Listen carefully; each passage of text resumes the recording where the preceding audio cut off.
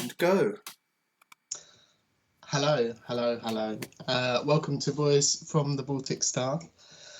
We're going a little bit different this week. I'm introducing us as Luke is running us through those dark places for the final week of Summer of Love, which is all over after this.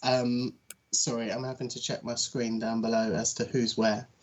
But to the left of me, I'm pretty sure that's right, we have the wonderful Gilly, who thank you very much for coming back and joining us on our first actual mission. Now we've completed the tutorial. One to my right is the wonderful Ben, who has a night off from taking us through shenanigans in the world of Traveller. And two to my right is Luke, who's normally my comrade, my brother-in-arms, united against Ben, but not tonight. He's dead to me. Sorry, Luke. And you'll soon be dead to me. Yes. The truth comes out. So, as I said, tonight we are going through those dark places, some sci-fi horror. I don't know what else to say. Luke, take it away. Okay, thank you. And just a reminder, as it is Ben's night off, one of the options to spend points on tonight is it's Ben's night off. So if you want him to chug his drink, it only happens on one of his nights off and it's there. So yes. Used to that. Cool. Anyway, so thank you, Ewan. You are indeed correct. It is our first. There we go. We've started already. It's Ben's night off. This is started perfectly. Already. Someone wants me to drown this. Yeah. Yeah. Strong. Well, if I might. There won't be much on the ship, so get a use of it now while we're still at the space station. Okay. So, an introduction. Our three newly signed up zeros, aka eggs. Liaison officer Liam Deturi, that is Ewan. Helm officer Shay Hawkins, that's Gilly. And engineering officer and the man of very little charisma, Misha Renkov, that's Ben. Playing very much against type. Has just undergone, this is what happens when I'm actually writing a script rather than just going off it. Has just undergone initial training and enjoyed their last free evening, taking advantage of the relative luxury of the Titan planetary base. A bit of drinking, a bit of coffee, some catching up on some of their soap operas from back on Earth. Just enjoying a bit of chatting and hanging out, maybe a bit of pool. But that's all behind them now because it's now 7:45 in the morning. And they're aboard the tiny transport shuttle, the Sittingbourne, which is transporting them up to their new ship, the Maitland Corporation surface vessel, the Nakuru. They're going to replace 3 former crew members and to complete the crew complement. So the shuttle itself that they're in, as the scene opens, the shuttle is tiny and dingy, a lot like Sittingbourne. Definitely looking unloved and uncleaned, as if it's never had a chance to be cleaned or refitted. There are 6 seats, 3 on each side, facing in, so close that knees almost touch in the middle. In fact, they might if you lean forwards a bit. Up in front, they can just make out the back of the pilot's bald head. The pilot has not even turned around to talk to them or say anything to them since they entered 15 minutes ago. From what they can tell, the ship is slowly,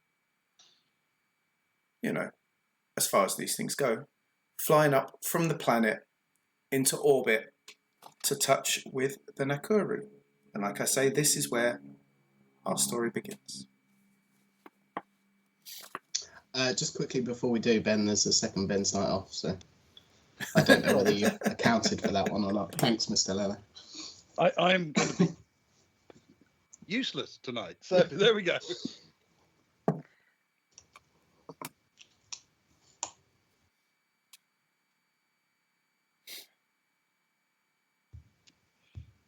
Excellent. Wonderful stuff. This is good TV, I can tell you. For now. Right. Okay. So, is the shuttle already moving? Are we actually, or do we have to sit down and strap in before it goes anywhere, kind of thing? We're joining it halfway up.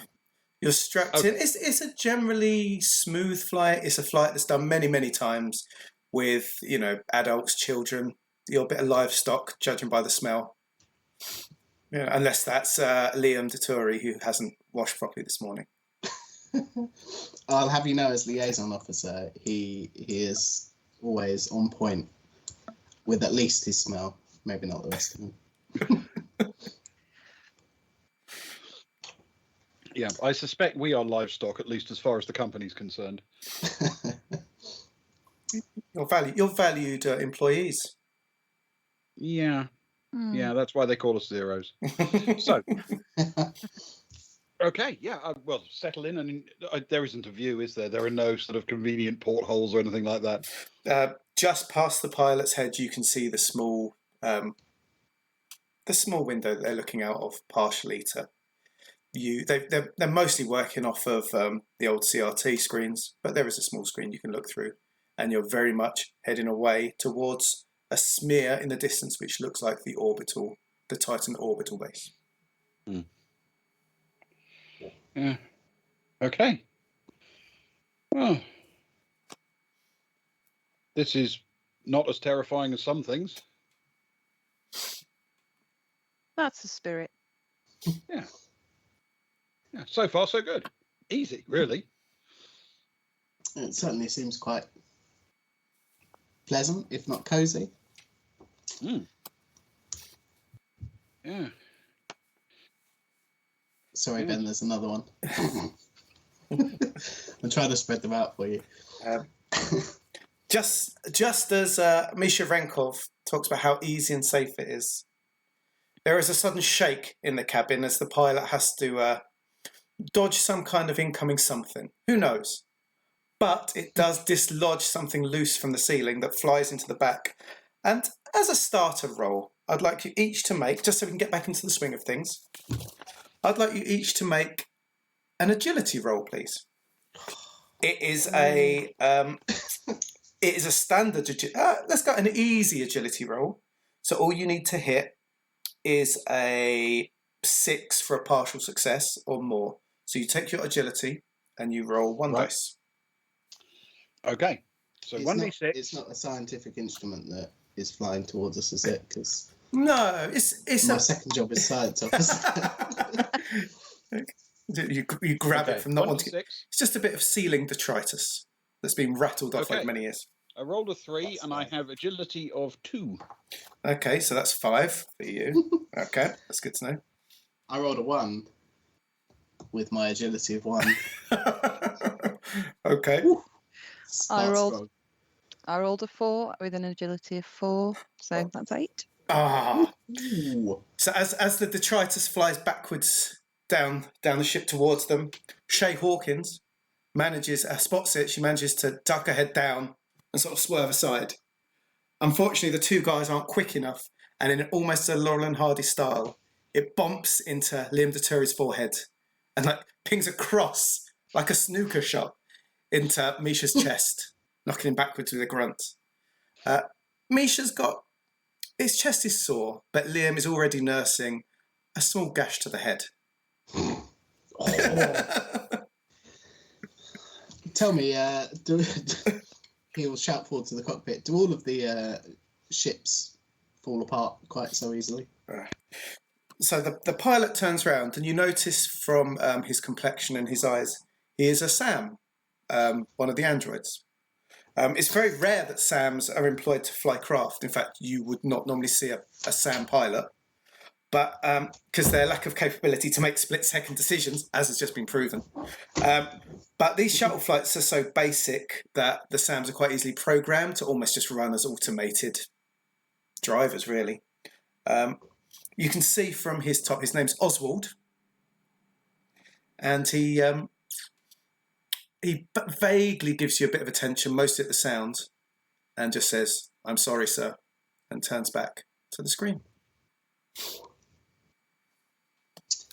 Liam carries on rubbing his head and just sort of looks at the other two. Well, He's sorry. They're sorry. He speaks again. He says, I can offer you a bandage from my supplier, but it will cost you 5 hours. It's not that bad. It's not that bad a cuts. It's only if you want to look awesome. Right. No, I'll be all right. Thank you. Okay. Very good, sir. Thank you. He'll just keep his hand there. Just put pressure on it. So the flight continues. If everyone's happy for it to just continue after this point, anything else? Yeah. Yeah. Mhm. I'm expecting inhibition death at any time, thanks to the blow on the chest. But I mean, to be fair, I was expecting that when we started. So. You got off lightly. So the ship continues flight. It's very steady for the next 15 minutes. It would be, because here's a little bit of information. He's been the Sitting Bourne's pilot for 1,386 missions. From the base to the surface, and that's it. That's what he's done for many years. How many did you say? 1,386 missions. Including this one. This one's 1,387. It hasn't been completed yet. He doesn't count it until it's completed. Because there's plenty. Until he gets back down to the mark. Exactly. Okay. Exactly. Then it flicks over in his head. So as you go up, you can feel under your feet, under the chair, your flight boxes, which of course have got all your freshly pressed new uniforms. How long they'll stay new and clean is anyone's knowledge. Shays also has her little orange flower pot stilts in. Very important, of course. Misha's has his little sort of plier pincers in there. And other than that, it's just your normal kit, which of course we went through last week. Your comms unit, which you don't, which is sitting on top of it, ready for you to pick up when you leave the ship. You've got 2 stun pistols in there, a first aid med unit, which is the size of a cigarette packet, and you also have an ID chip. And I need to know at this point, actually, last night when you were on the station, did you have your ID chip as a card or as an implant? I decided to have mine as an implant. I'm probably likely to lose mine, so I probably will go for implant. Let's mix things up then. I'll grab a card.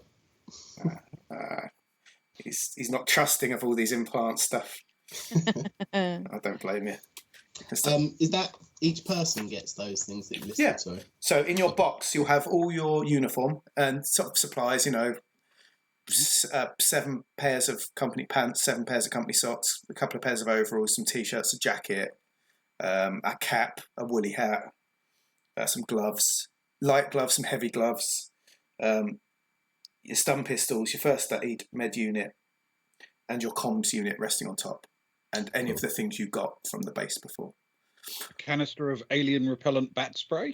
Sadly, it doesn't exist yet, but here's hoping. Maybe you can put some research into it. Yeah. Alien bat spray.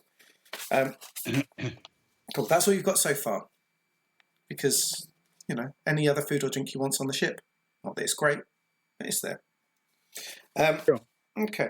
So that's under your seat. And then at the back of the ship is the shuttle's airlock. It's very simple. Like your whole space is about 8 foot that you're sitting in with the pilot in a couple of feet before. It's a tiny ship. So as you fly up, you crane to look through the small window at the front, just past Oswald, and you'll see the Titan orbital base coming into focus slowly but surely. And around it, there's a few ships dotted, some moored with their airlocks and some sort of floating free. They're emblazoned with the Maitland, the Future World Development, and the Nielsen Ishikawa brandings. For a while, you'll fly alongside a vast 400-metre long science vessel, black with just a few windows, because of course windows are expensive. Outside lighting is pointless, so it's literally like going alongside a massive space whale, just running alongside it. And then at the end of that, Oswald starts to turn the Sitting Bourne to back it, almost like a 3-point turn park, back the airlock into the Nakuru's airlock. Now you guys have got a map which I will steal the science vessel, which I'll bring up in a second. So he's going to look at backing it onto the airlock. At this point, as the ship turns round, you can all see, albeit through a tiny window, the rather awe-inspiring sight of the orbital station, which does have windows and glistening lights, with a shadowed Titan behind, and then behind that a vast Saturn, the rings glinting slightly in the last vestiges of the sun's light at this distance.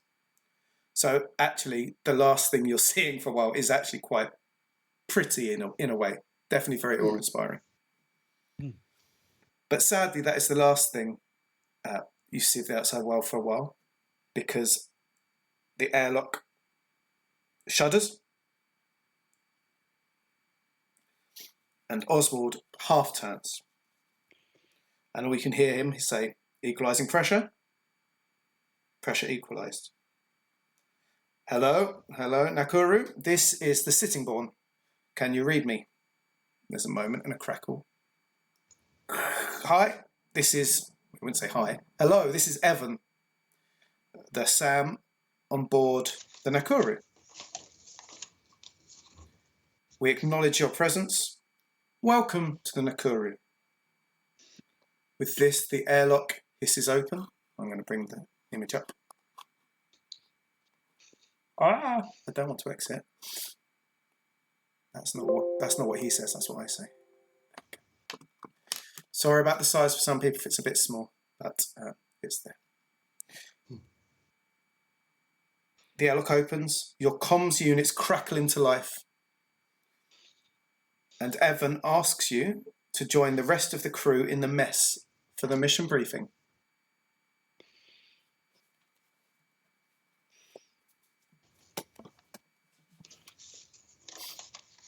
So all the air is equalised. The airlocks are open because they've gone ship to ship. There's no need to decompress or anything like that. You don't have spacesuits or anything. You're literally in, your first lot of gear, like camo, like cargo trousers, maybe a t-shirt or a jacket, whatever you want really. But you're in sort of day-to-day wear. And, Okay. and right now you're in the airlock. Okay. Then in that case, I will pick up my kit bag and turn to Oswald and say, thank you. That was a terrible flight. Bid farewell to Oswald the Great and Powerful, and make my way through the airlock. Fantastic. Oswald nods very, without any character about him at all, really. Any joking would go completely over his head, sadly. It's the curse of a clever man. It is. And he's nothing but a clever man. Liam will follow out of the ship, still with his hand on his head. Probably won't say much to our robot friend. And Ben, you've got another redemption. So it's another Ben's night off, is it? Yes. I've had like 4 nights off now. I'm just going to call them redemptions. Yeah, I'm just going to call them redemptions from now on. He's almost had a I week feel off. as though there's some redemption to be had. Okay. Okay, I'm gonna just follow you guys. I'm gonna do it in style though. I'm gonna get on my stilts and Nice. just follow. How giving a little nod on my way out. You get a nod back, but that's about it. Yeah. How tall is Shay Hawkins, by the way? She's quite small. I'm gonna say she's about 5'2". That means you'll fit with your stilts, but could you still? I want to see how good, because there's a couple of lips to get through in the airlock. So could you roll me? You're short, so let's go an easy agility. So agility, and you need 6 for a partial, 7 for a full success. Oh, I rolled a 5, so that's a 9. Yeah. So style it out. How are you? Just like the Olympic gymnasts, I will, do a few somersaults over the threshold. and then just sashay away. Sashay away. Nice. Oh, Mm, we can tell what you were watching back on the base before you came up. yeah. Cool. Yeah. So- I think Renkov is going to look at this and go, you know what? This is going to be more fun with this crew than I was thinking it will be. It'll be fine. We'll be fine. Famous last words. Yes, I'm gonna have a great time. the sense of joy and happiness is jarred somewhat as you make your way out of the airlock and into the hall. So you're at the top of the map by the airlock down the long corridor. The corridor, I don't get it. The corridor is indeed 2 meters high. That's your lot. It is Okay. 1.5 meters wide max. You know, chest by chest, you could probably pass each other just about without touching the other person if you didn't want to. But it is piled along one wall. There is a pile of equipment. It looks like you are piled high for whatever mission it is. As you walk past the door to the cargo bay, you can look through the doors. There's small windows in the doors, and you will see that is rammed. So how it looks now, that's sort of its average fill. We're talking twice as much. It is rammed.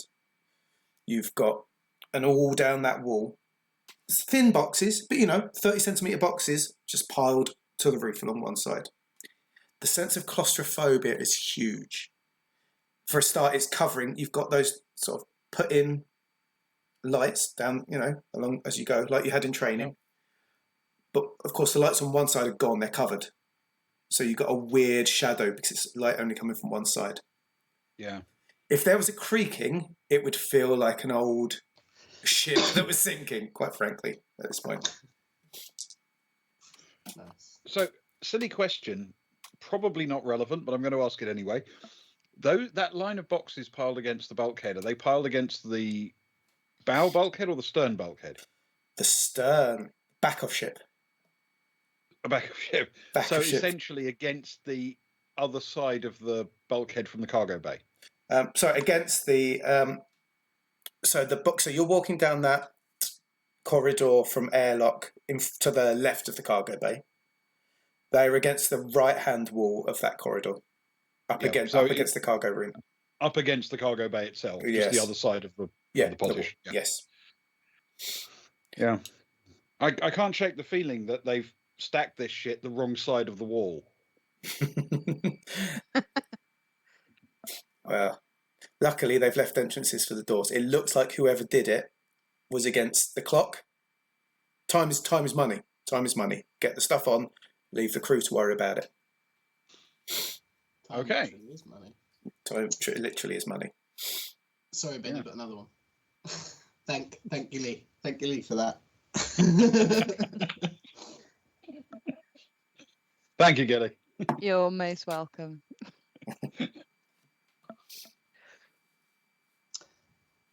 Was it the mess we were asked to head towards? Yes. So your common way down, for those that are watching for the first time, there's little sort of grey things that look like ladders. They are crawl spaces. That would not naturally be the way you'd go with. Well, you could, but with all your boxes and stuff.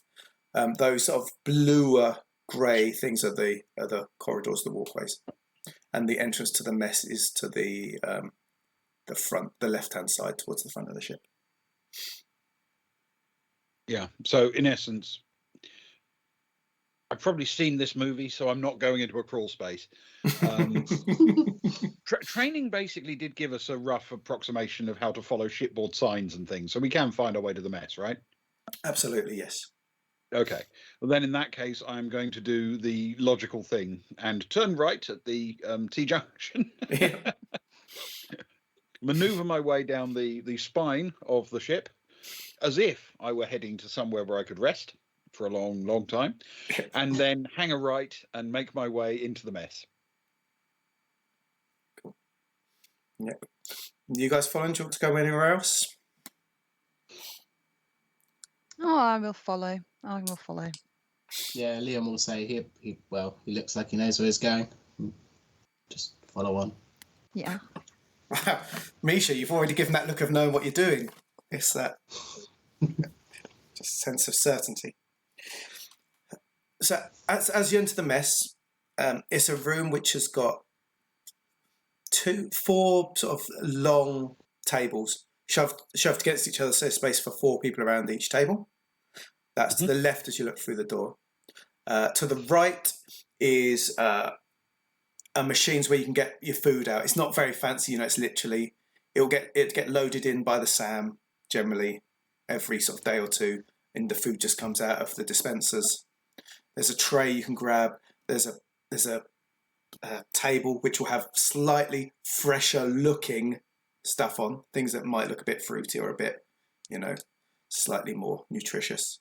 And then there's a water dispenser and a place with some coffee that the smells filling the room. It's almost coffee. Let's put it that way. It's not a bad approximation. It's closer to coffee than mud. Let's put it that way. And that smell's got nowhere to go. So that is very much the smell of the room. To be fair, might as well join him rather than try and beat him. So I'm going to go and pour myself a coffee. Cool. The machine gurgles well. It's your first time using it, and we're practicing our dice rolls. So it's an education to see if you're good at using it. So roll an education. It's an easy check. 6 is partial. 7 is a full success. That's a 5 plus 3. It seems to be obvious to a man of your skills, at least. You've used something similar before. It's a bit more compact than the machines you've used back on Earth and on Titan and so on. But it pours out a hot-looking brownie drink. You can add what looks like milk, or you can leave it as is. There's something that looks a bit sweetenery. I don't think I'll trust anything other than the coffee.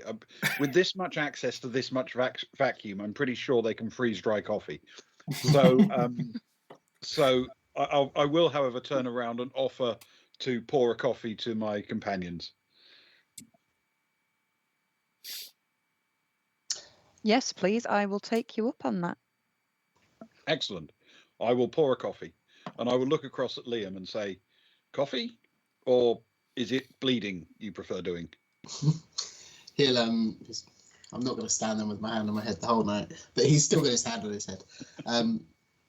I'll take a coffee, please. Is there anyone else in the room at the minute? At the moment, no. Okay. Black coffee, please. Okay, I'm going to pour a couple of coffees to order, and then attempt to slide them along the counter in a dramatic way. That is a easy agility check, please. Oh God. That's not too bad.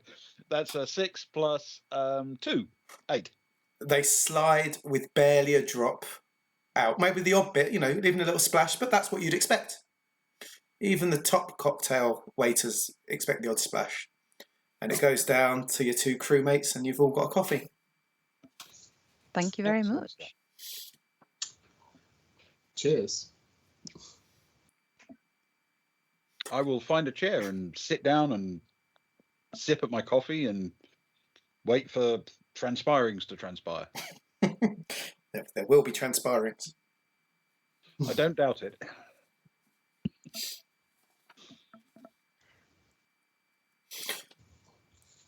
So you wait for about 30 seconds, and then someone enters.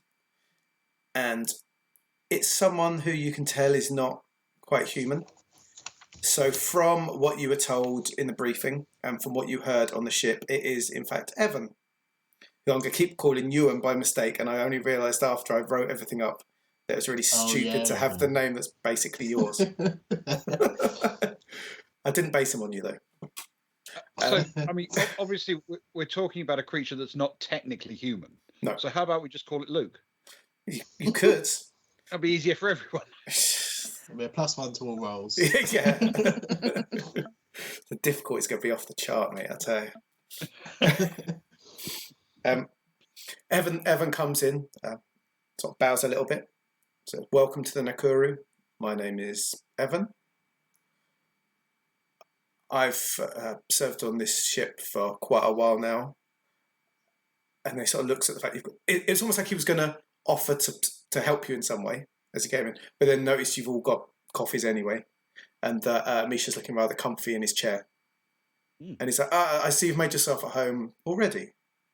Thank you. Please, the rest of you, Liam and Shay, I believe, please take a seat. The Clarkson and Munro will be in a second. Okay. Liam I will do so. I'll take a seat. Liam will offer Evan some coffee. Would you like some coffee? Thank you for the kind offer, but I don't drink coffee. It doesn't play well with my circuits. And he lets out a rather hollow laugh. It's obviously something he's been working on over the years, to try and be a bit more human. Mm. But but despite that, he starts making two cups anyway. You'd guess for the other two. Liam will sit down then, just as Ben has to see off another drink. I'm afraid. You can thank Sock Fiddler for this one.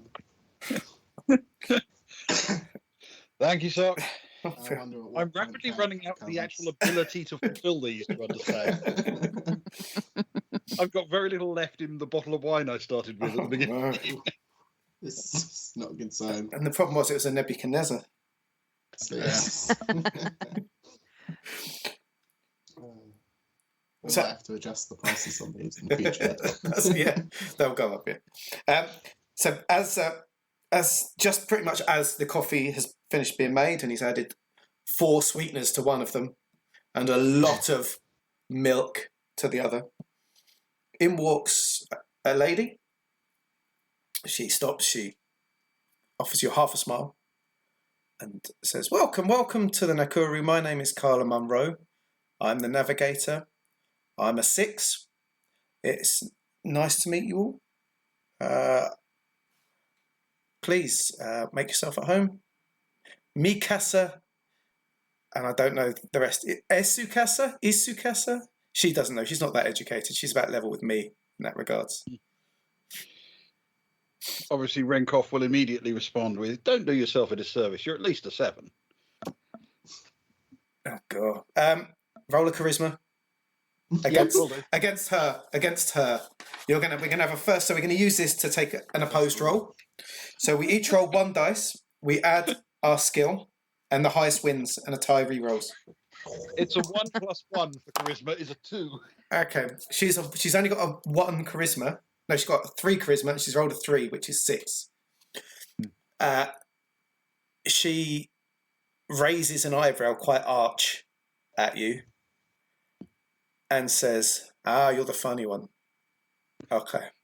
It's good to know." And then just smiles at the other two and sort of winks at Shay, and then takes the coffee that's been offered by Evan, and she sits down on one of the chairs. And as she sits down, in comes the last member of the crew. It's Eddie Clarkson. He walks in. He's much grumpier looking, very dour man. He's certainly not one for long introductions or pleasantries. He just says,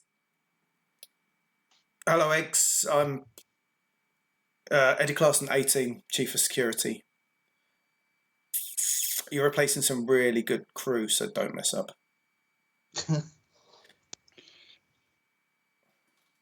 Am I Just allowed out to of- ask what happened to the crew we're replacing?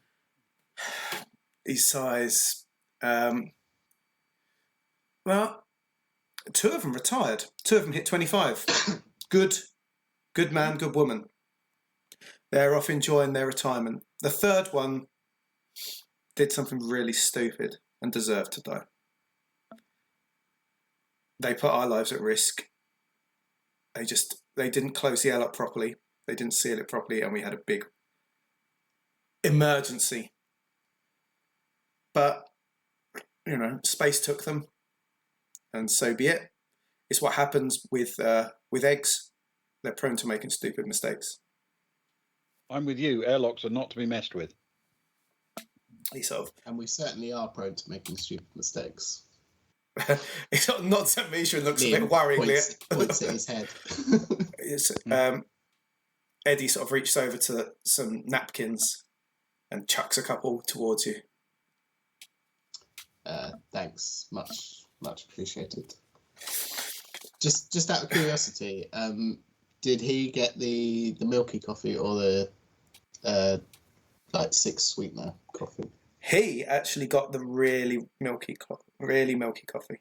Okay, and Carla got the really sweet coffee. Munro got the sweet coffee. Yeah. Okay, cool. Okay. And so Evan didn't have any coffee. So you're all there. Clarkson takes first sip of the coffee, the almost coffee. He's been drinking it for many years, but that first hit is still a bit as he chokes it down. Mm. He says, "Right, let's get to the point. We've got business. Time is money. Money is time. The longer we spend here, it's time we're not earning. This is our mission. We've just been given it this morning. We were wondering why they were filling our cargo up quite so much. You may notice that we are rammed full of gear. We have got ahead of us 160 days in long sleep to get us to Gliese 667, a triple star system in the Scorpius constellation. It's a long way out, and it's got a decades-long mining expedition working across the planets in the system. Our job is to work as a supply and recycle run. It's not pretty work, it's not fancy work, but it's a great way to clock up your weeks. We're stocked high with supplies for the expedition on the way out. We're going to be given a week to unload supplies. It is indeed a real system. Thank you, Stock Fiddler.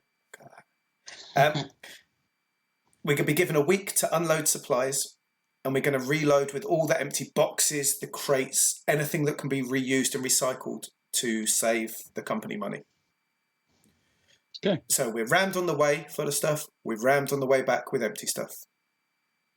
Mm-hmm. So much larger ships will be going in and out, taking care. Oh, not James Gordon. That's upsetting. I'm going to change my accent now. Much larger ships take care of, of transporting the ores and other materials back into the solar system. That's dirtier work. It's fancier work. But, we are what we are. So the ship is stocked and ready to go. And we are literally ready to go. He sort of sits down. Evan pulls himself back up to his feet again. He's sort of leaning against one of the chairs. Obviously another way of trying to appear more human. Some Sams do sometimes sort of develop these kind of quirks. He says, does anyone have any questions at this point? Actually, one in particular. Proceed. How long, how many minutes or hours have we got between right now and us going into the pods for the sleep? Evan looks across at Clarkson, who sort of a little frown, but not much more. The sort of look of two crew that have spent time together. Evan says, well, we need to be away in an hour, but time is money. But we are asked to leave by 900 hours local time, and it is currently 800 hours local time. So if you add then the amount of time between when we leave and when we actually go into the sleep pods, do I have time basically to explore every compartment in the ship, orient myself, work out where everything is, where the emergency systems are, learn how to walk around this place if all the lights fail and I have to do it in the dark, that kind of shit? So Evan sort of gives that flat smile again. He says, believe me, an hour is more than enough time to get to know every corner of this ship. Indeed, the boxes that you've bought will need to be stowed by your bed in the crew quarters. Everyone, each of you humans, has a bed with a with your personal toilet and sink. It's sort of rotational. So you've got a toilet, sink, bed. There's space there for your boxes, for your clothes, for your personal effects. So I recommend that as a first check. You're more than welcome to go and look at the bridge, especially you, Hawkins, as Helm's chief. You're welcome to have a look. You'll be getting used to that. As for you, Liam Deturi, I'd like to show you security, because we've got some computers there that might be useful to you as liaison. But a lot of your liaison work would generally take place in the bridge or in the crew quarters. And Mr. Renkov, you are more than welcome to go wherever. The only place you can't go on your... So if all of you have got a card or the implant, you will need to flash that for the bridge, for security, and for the cargo bay, and for the airlock. You can't go into those without a card. But our cards will, in fact, open them, so we can at least look inside. You will be able to look orient inside. ourselves. Yes. Sure. Okay. Clarson's looking a bit frustrated. He's like, "Yeah, but only an hour. We need to get moving. Let's get into long sleep. Let's Fine. get I just need to know where everything is. Yeah. And I'm sure Glees 667 will be fine. I mean, I hear it's got all touristy now, but I'm sure the old town's still nice if you know where to look. You asked the right people. Evan smiles. Very, very, very funny, sir. Very funny. Ha, ha, ha. Oh, you and I are not going to get on at all.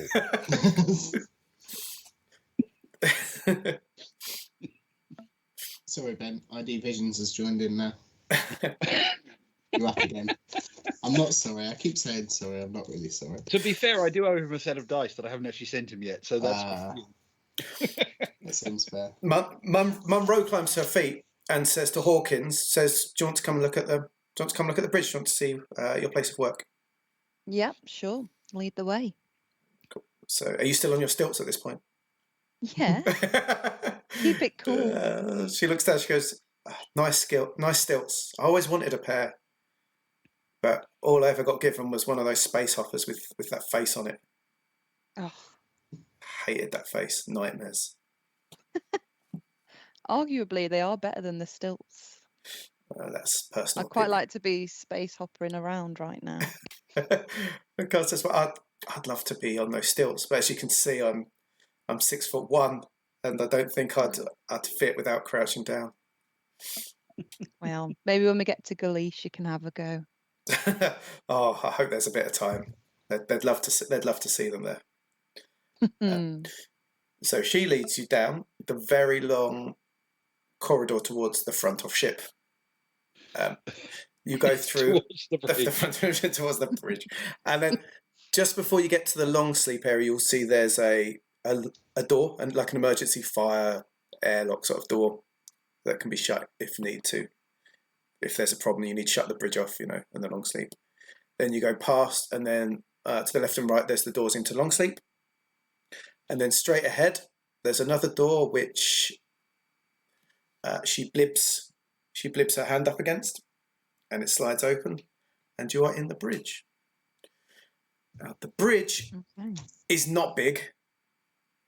It has 2 seats at the front, one of which is very much yours.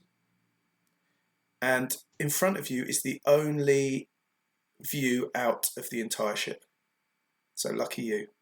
Oh, nice view. Where it's bobbing, you can see the view that you saw as you came in. If you crane your neck a little bit, you can see that beautiful sight of Saturn and Titan, and beyond that, the vastness of space. She gets quite businesslike. So behind you, to the top, just under where the word bridge is for now, that is where she's generally based as navigator. So that's a lot of navigational computers there.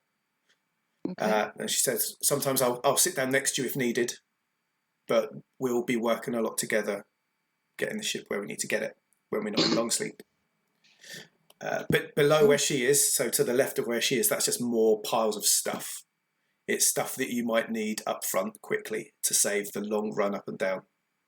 So it's got like almost own little storage there. So she Cool. says, right, I'll just run you through some of the operations and things.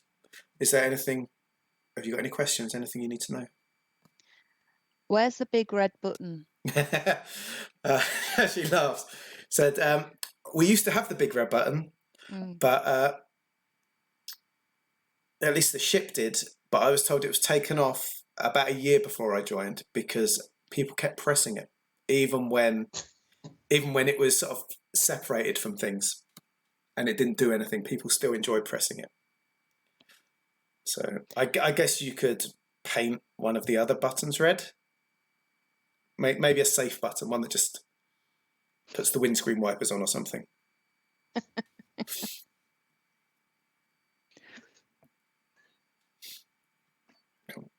Are you happy up there typing around, doing your bits? Yeah. Cool. As for Liam, Clarkson in the end will say, "Come on then, I'll take you to security. I'm the one with the most clearance," and he'll take you out at the mess, and he'll head you to the security through the door. Are you happy to follow him as he goes? Yeah, sounds good. So inside, so this is good for all of you. As you go in, looking straight ahead, there's a desk with what looks to be a couple of very heavy-duty lockers. Clarkson sort of grunts and he says, "Right, that is where we store the proper weapons." I say proper. We're talking shotgun. We're talking a pistol. That's about it, but much more powerful than what you're packing. Only I've got the key for that. If we need it, then things are going south. But if you think you need it, you need to go through me to get it. Yeah. Of course. There's two ways of go through, I guess. To the right, as you're looking directly, he points and says, "Right, this is where you can work from time to time. These are so that blue bit is like some heavy duty computers, some good microphones, things, for if you want to write reports, anything you need to do liaison based." And then to the right of that, as we look, is Evan's sort of recharge unit. So when Evan's not needed, that's where he'll be sort of, recharging, self-repairing, things like that. So and it's kind of creepy. It's a space where he'd sort of stand with his arms slightly out. And I don't know if you've ever seen Sam's recharge, but their eyes sort of roll up and their skin sort of glows a bit. It's quite creepy looking. So don't wander in there in the dead of night. I haven't seen it. It sounds quite interesting. Yeah. Indeed.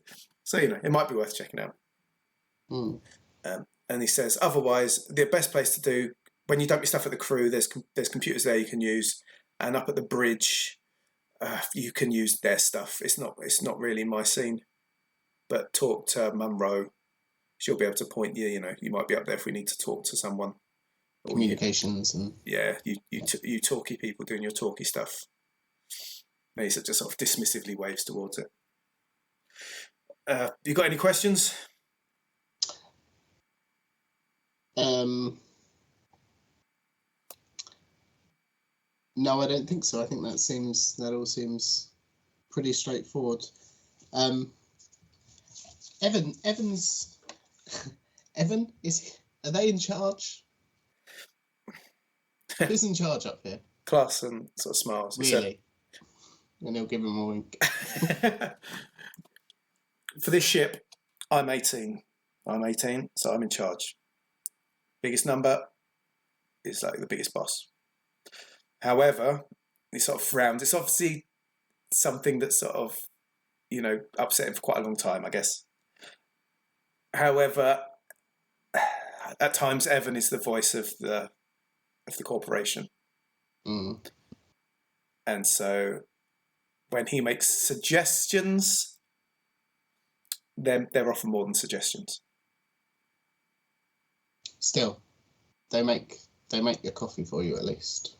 Am I right? He sort of gruffly smiles and half raises the sort of the swill of his mug, the leftovers, and goes, "Yeah, I've had worse." He says, "Right, I'm going to the loo." Downs his drink and heads off to the crew quarters. Okay. And then left for you, Misha. I believe you just wanted more of a general look around. I want to do a bit of a tour, so I'd like to start in medical briefly, just to orient myself and make sure I know where everything is. Yeah. Okay, I'll talk you through the room. I'll work as Evan, and I'll talk you through the rooms as you go, so everyone knows what's going on, I guess.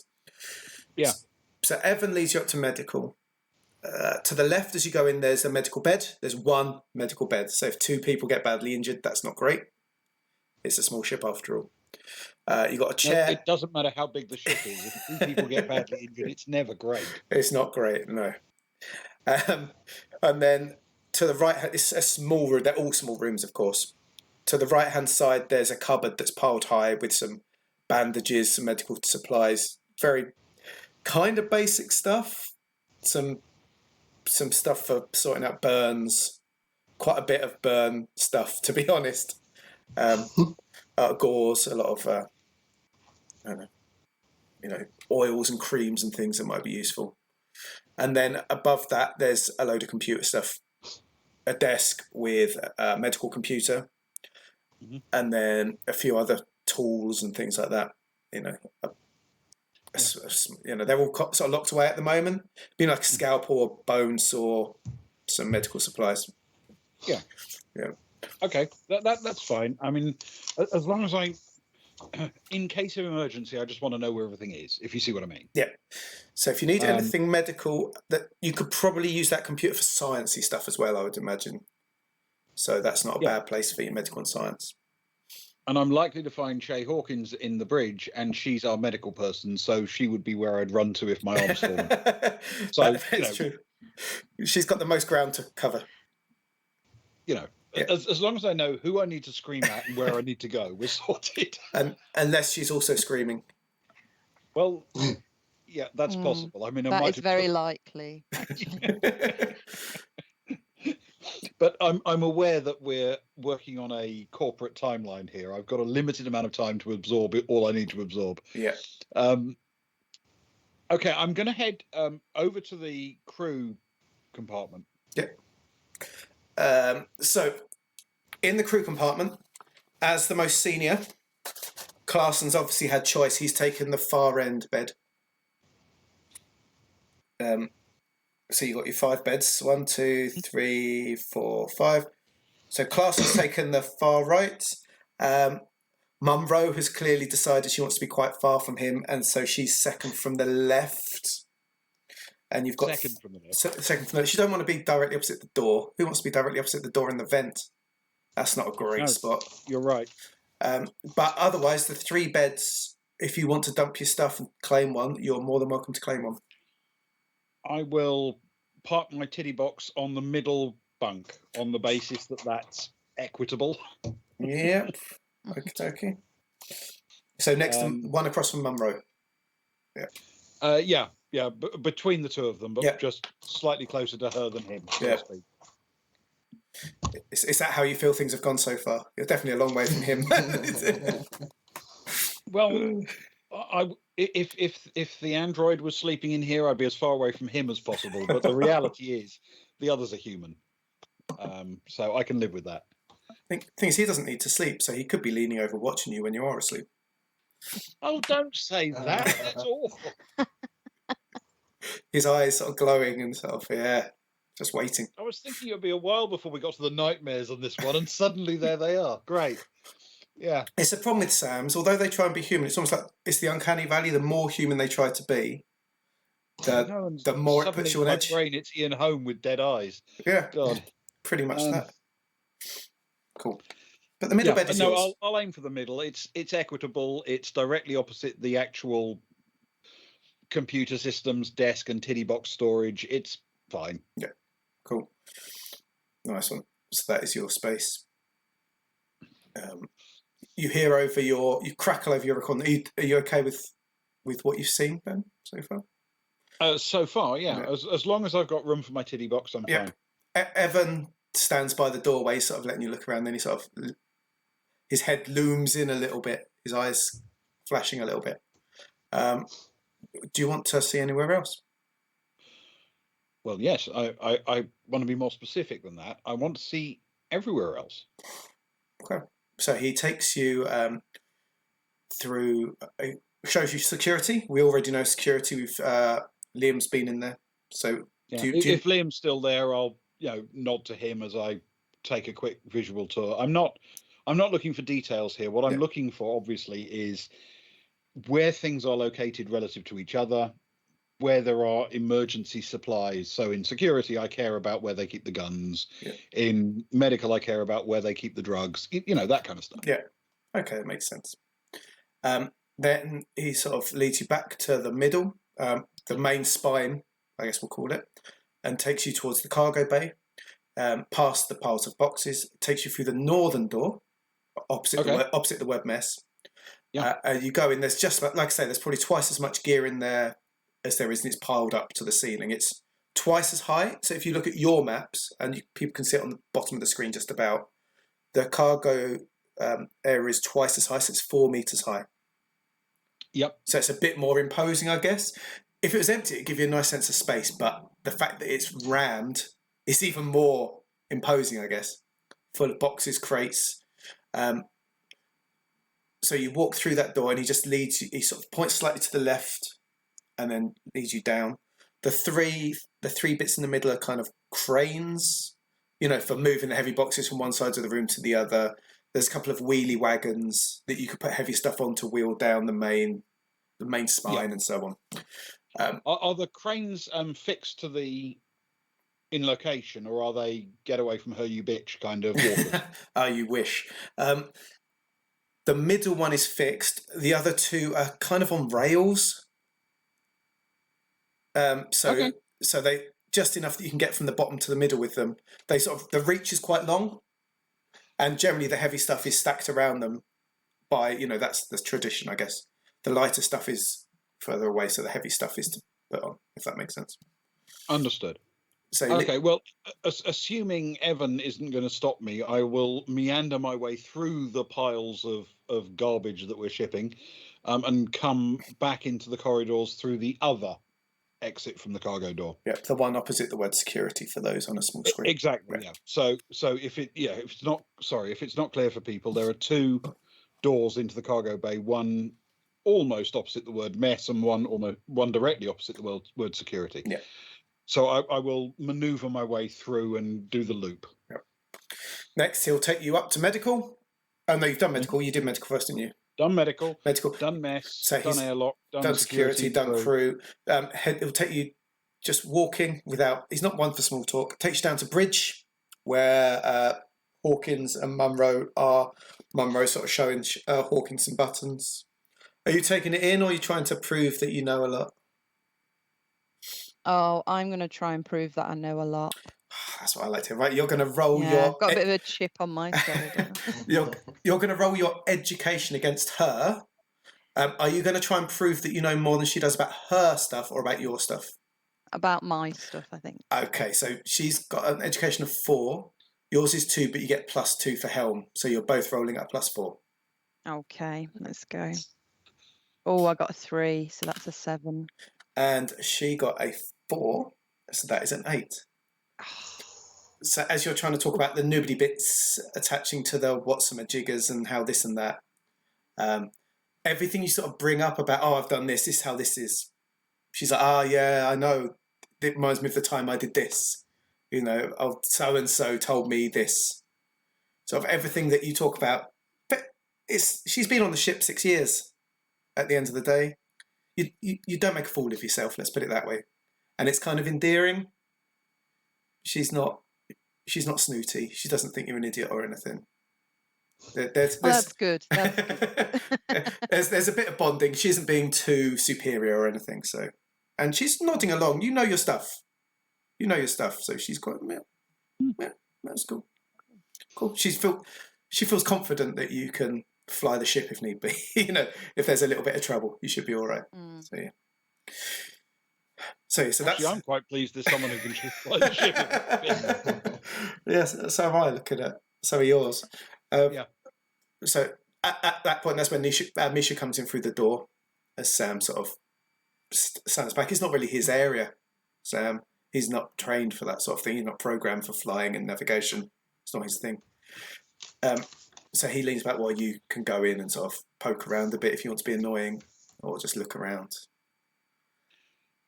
Okay, so Rencroft can take a look into the bridge, but as it stands, Hawkins and Monroe are currently in there doing their stuff anyway. Yeah, they're sat on the front too because they were talking about Helm, so they're sat on the front 2 seats, sort of pointing at things, lost in those sort of flight jockey kind of stuff. Well, then Rencroft will go in and in a quite sort of diffident way, we'll say something like, I don't mean to interrupt. I'm sure you've got more important things to do, but before I go into a pod and sleep for weeks, I kind of wanted to know where everything was, so don't mind me. I'm just,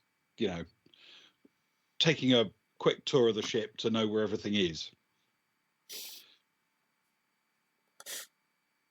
Monroe barely looks back at him, sort of half nods and carries on. She's much more interested in what she's talking about with Hawkins, really. Actually, I don't know if anyone noticed. I'd be interested if anyone in chat did, but Luke made the best pun of the night about 7 minutes ago and didn't notice because he doesn't know anything about computing. But he said that the AI isn't much for small talk. Anyway, I shall move on. Good, because I still don't understand. There you go. Clarkson pips over your communications devices and says, "Come on, let's get into long sleep. The sooner we get there, the sooner we get back again. The sooner we can actually drink some beer." And as you look down the corridor, you'll see him walking towards it. He's ready to roll. But of course, Shay and Liam, if you want to choose a bed beforehand, you're more than welcome to shoot over to crew and dump your stuff. Can Liam instead? Can Liam after security just head towards bridge and just get a quick lowdown of any comms that are in there? He can. So you would be working off the Monroe's navigational computer to the just under bridge as we are, to the right hand side of the door. Yeah. That's probably his best. He can fit in there and type some stuff, talk some stuff. There's enough of a screen that he'd be able to get a fuzzy image of people that he's talking to and stuff. Yeah, he'll get familiar with that, and he won't worry too much about beds. He'll take whatever's left. Yeah, I don't think Shay really minds either. She'll just go wherever. Okay. If you're leaving it up, Monroe would probably rather have Shay next to her as things stand, but that does mean you've been next to the vent. Would you be okay with that, Shay? Yeah, so I can, sneak out and practice my stilts or whatever. Exactly, in the dead of night. Yeah. So are you guys going to long sleep too then? Or this is the crew thing? They've just got their bed, and now they're going to come to long sleep, I guess. Okay, fair enough. Of course, you say sneaking out. It's a metal floor, so what you think might be sneaking, people just hear a clink, clink, clink, clink, clink, clink, clink, clink, clink, clink, clink, as you run up and down the spine. Especially on stilts. Drive people crazy. Cool. So Evan starts ushering you towards the long sleep if you're willing to be led that way. Yeah, I'll follow.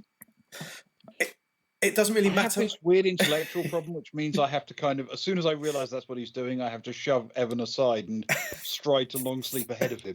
I'm not being led by a Sam. Well, Evan passively lets you do that. You can choose. So Clarkson went to long sleep 1. He's gone into the right. You can choose which one you want to go into first, then, Misha. I guess I'll aim for long sleep 2 because it's got the ducts. Ah, the ducts. Yeah, things can easier for things to creep up on you while you're asleep. It's important to get all your ducts in a row. I believe that. Yes. Cool. So you head into long sleep 2. Shay, have you got a preference? Yeah, I'll go into 1 just to be different. Just to be different. And just to be special. Just to be special. And Liam? Liam will head into 1. He'll still try and get better acquainted with Clarkson. Clarkson. Cool. they're the more They're grizzled, sharing an office, you know. and they're the most Gotta make it grizzled of the 6 as well. Yeah, yeah, that's nice. And then Mum Rowe, unfortunately for her, has to go in long sleep 2 with Misha. There are worse fates that can befall someone in this universe, I promise you. So long sleep is pretty much your very stereotypical sci-fi sleep pod. If you've seen an Alien or Life or things like that, you know what we're talking about. Long glass tube. Generally, you strip down to like your nicks and a t-shirt or vest to get in. Leave the clothes in a pile. Evan will take care of all that, and then as it's Clarkson and Munro, as they've done it before, start sticking the things that they need to, their monitors and that. But for you guys, if you're willing him to, Evan going to Misha first in long sleep 2 will be trying to attach things as needed. If you're happy for him to plug you in properly, unless you want to prove you know more. Everyone happy with that? So Shay's cool with that. Yeah, I can live with that. It's a good time not to be contrary. Let's put it that way. No, I tend to agree. Is this after or before he's folded all of our clothes neatly and taken a long smell of them and stared at us awkwardly, even though he can't smell? Oh, he can't smell. He leaves that for just as you're freezing. Just as you're Okay. Perfect. So, God, this Sam is so creepy. I cannot tell you how creepy this Sam is. I hope I'm helping, man. so he's plugging you in, attaching all the wires. Hands you each a drink. It's very milky white. He says you need to drink this. You're going to be down for 160 days, and while long sleep is pretty much a stasis, you still need to get some of these goodness into you before you go under. Okay. Cheers. I will kill them soon, Daiki. We're just building character just so that it's more of a loss when they die. Are you all happy to drink the very white liquid then? Yeah, it was a cheers from Shay at least. I mean, you know what? Yes. He won't lie about this sort of thing. You've got to remember, Sam's are company first, and if it's the company's aim for a mission to be a success, and that involves you needing to wake up again, he will make sure you wake up again. Basically, my thinking too. Yeah. I'll happily take the piss out of the Sam, but I'm not actually prepared to go directly against what they look at. But you really need to wear a spacesuit if you go outside the ship, Rankov. Yeah. Oh, Sam would say that.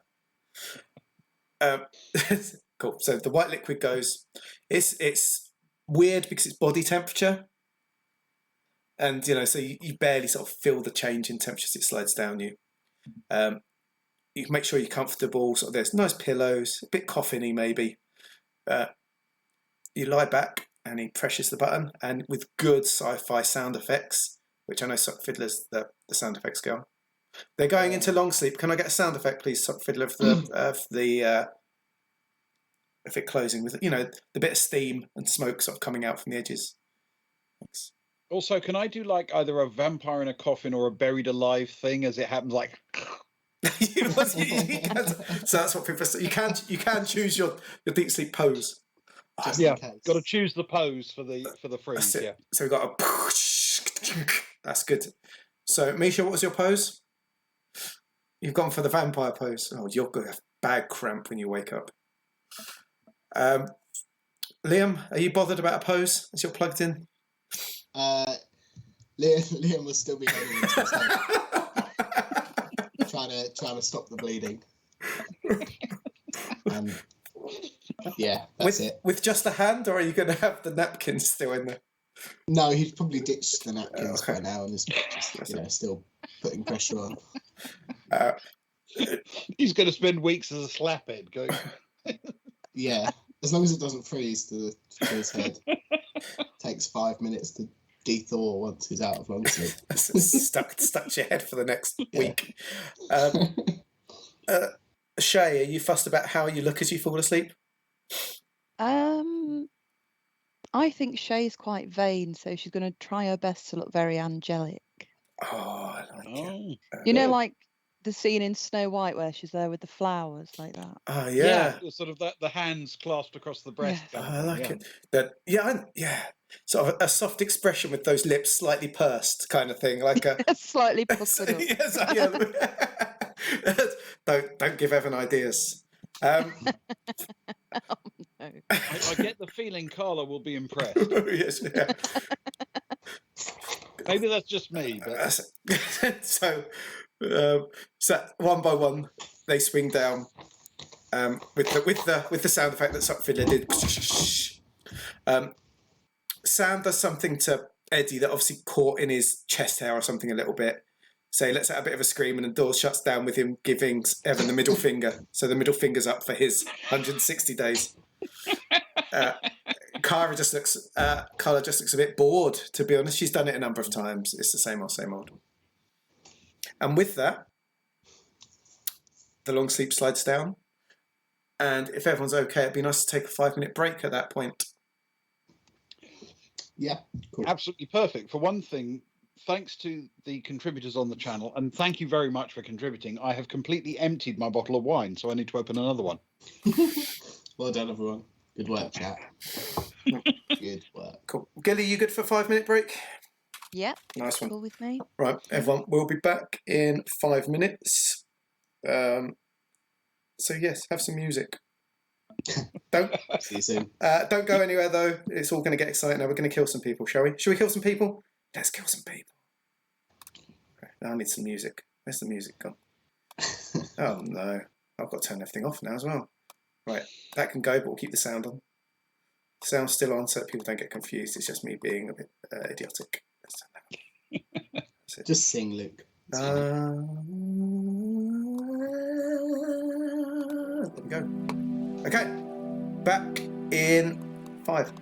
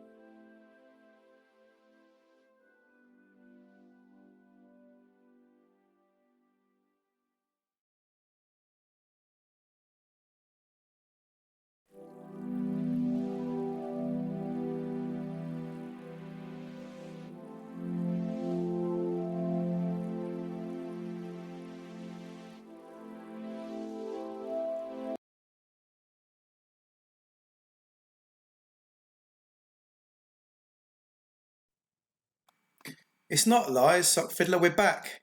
Ewan was on his way all along. Well, not all along. He wasn't on his way for like 7 minutes. He was on his way for And this I would last never harm a cat either. No.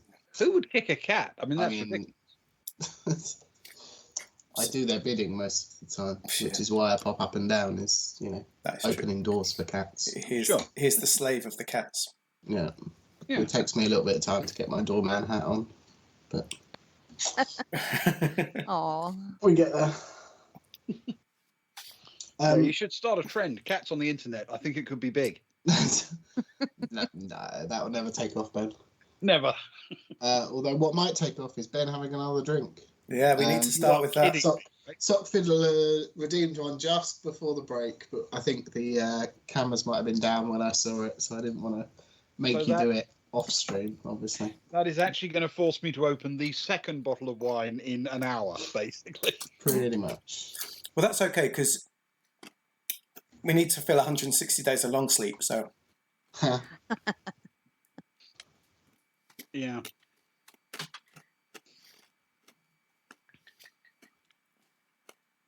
Okay. Okay. So, the button gets pressed. Down they come for long sleep, one after another, as he works his way round. Your poses go. And you're in long sleep.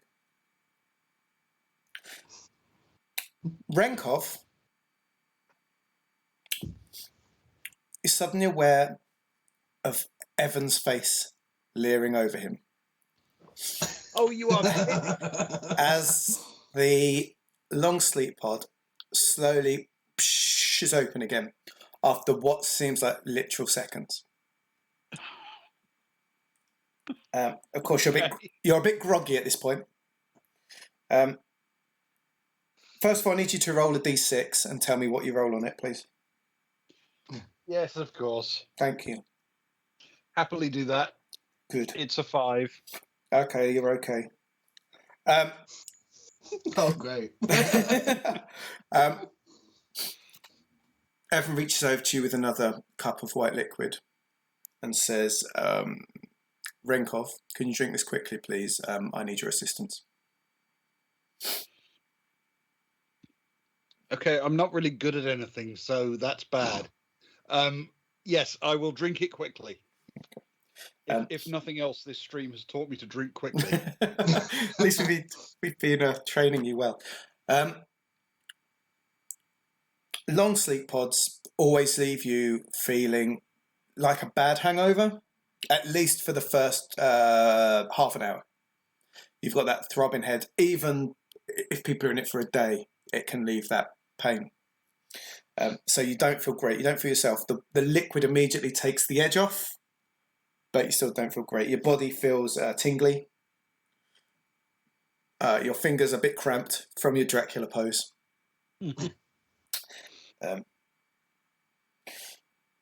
Evan says, Renkov, it's company protocol that the engineering officer is woken first out of a long sleep because I need to work my way around the rest of the crew and the engineering officer needs to check on systems.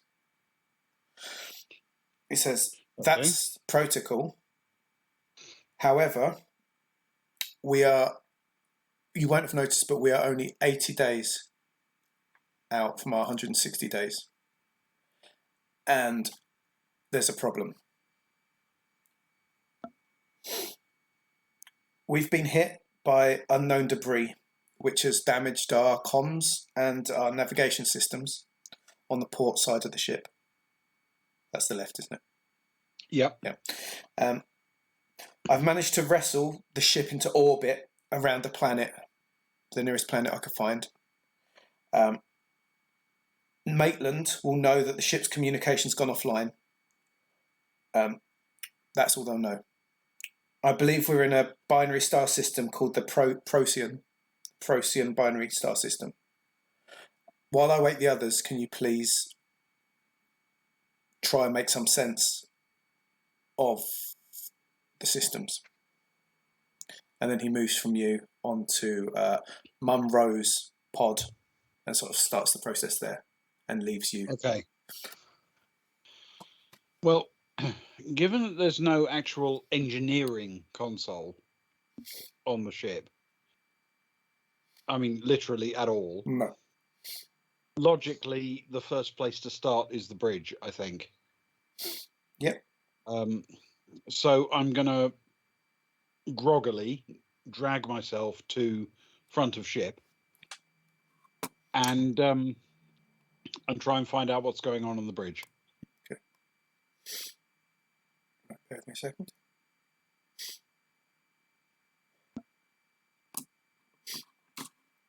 As you sort of drag your way down the spine, as it's now been christened, your body's slowly remembering how to work, I guess. That half dragging as you drag yourself out of the room, by the time you've got to the bridge, is a heavy limp. It pins and needles, it feels like pins and needles, but it's slowly lifting. This is me every morning. It's fine. Exactly, it's just that life, really, isn't it? You scan your hand. You've got the implant, haven't you, against the bridge? Yes. And it swooshes open. There's no flashing lights, no anything. Why would you have flashing lights when they cost money? If Sam knows there's a problem, there's a problem. So inside, it just looks... Some screens are blinking normally. Some things look a bit funny. But that's it. Okay. I mean, I did give a glance around the bridge, so hopefully I know where to go to give me the ship's systems readouts, which terminal would give me that. I'll aim for that and see what I can find out. Okay. So you could use in the bridge, like I say, a lot of the systems are together. You could either use the navigation, which is okay, or you could take a seat at the front and sort of work through in the way that Shay would if she was doing her stuff. Would you rather sit down as you worked or stand up as you worked, basically? Let's go for sit down. Let's try the step-by-step analysis of everything that could have possibly gone wrong. It's good that you're sitting down, Ben, because Saltpeter has redeemed some more points. You are In kidding your me. direction. I'm not kidding you. They're relentless. They're savage. You It's understand, the internet. What do you before expect? tomorrow evening, I have to actually write like the most complex scenario I've ever written for a travel. Luke and I look forward to it. Yeah. Apologies for jumping in there. That's okay. That's okay. Better. So you can start tapping away at the computer systems. I need you to roll an education, but with a plus on engineering. It's a standard roll. So 7 will be a partial success, 8 is a success. But Okay. But add your education and +2 for engineering. Right, my education is 3 Yeah. plus 2 is plus 5. Yeah. 5. So a 2 will give you a partial success. A 3 or more will give you a full success. It's a 5. Fantastic. So you tap away. Do you want to look at the issue with the communication first or at the navigation first?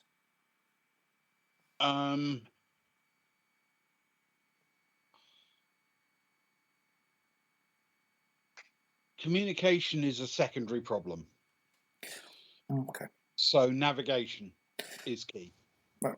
So you tap through the navigation and it looks like something, from what you can tell, because you're an engineer rather than a navigator, so you're looking at the nuts and bolts. There seems to be 2 main issues that are stopping the process of information, I guess. You have indeed got the problem on the outside from where something's hit you. That's obviously hit the some navigation stuff that's on the, the whole ship is covered in equipment, of course. So something on the port side. But there's also, you can pinpoint something in the duct between the crew quarters and long sleep 2. There seems to be an issue there that's sparked off that seems to be causing a problem.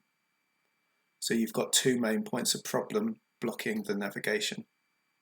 Okay, so there's something in the duct between Longsleep 2 and the crew quarters. It's just sort of sparked, shorted out, something wrong there. Something mechanical's gone wrong in there. Yeah. And what was the other one? Sorry, I lost that. There is indeed, where the debris hit you on the outside of the ship, on the port side, there is something wrong on the outside of the ship. Okay. Can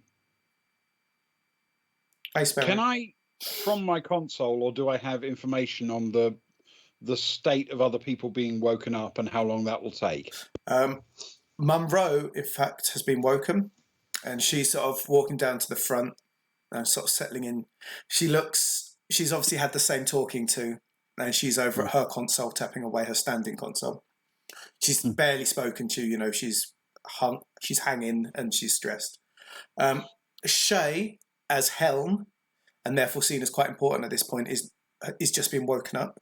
So you're next to see Evans, I nearly said Ewan's, which would be even more terrifying, face leering over you as you wake.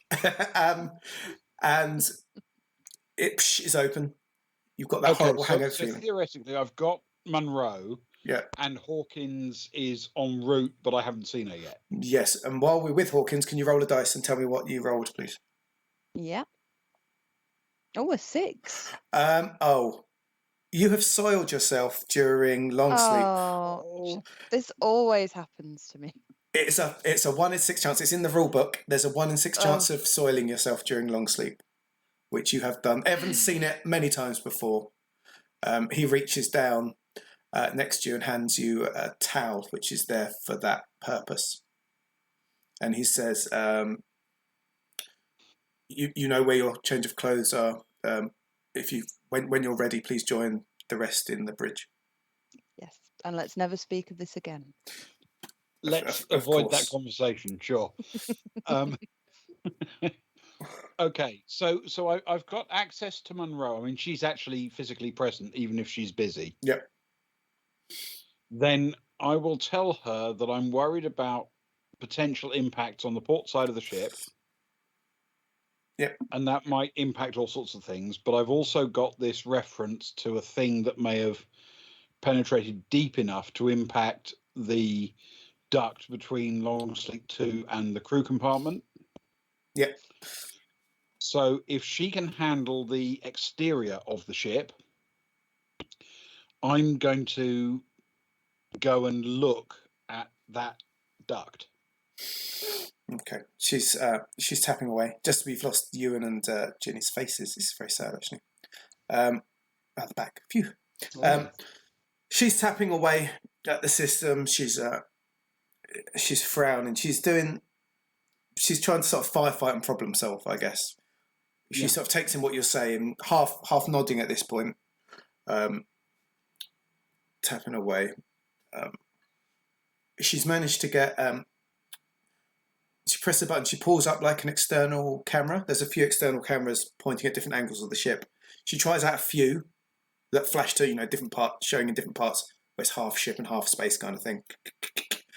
And she finds one, which is pointed at the main sort of navigational array on the outside. And there is indeed something metallic jutting out of the sort of access panel where you get to. And she frowns. She says, that doesn't look good at all. Let's wait till everyone's here, and I agree, both things need to get sorted. Let's get everyone in and see how we're going to go about this. Good spot. Good spot, Renkov. Okay. So as Shay is scurrying back to the crew quarters, I guess, Taturi, you have been woken up. Would you like to roll a dice, please? Yeah, sure. It's a 3. Right. You're absolutely fine.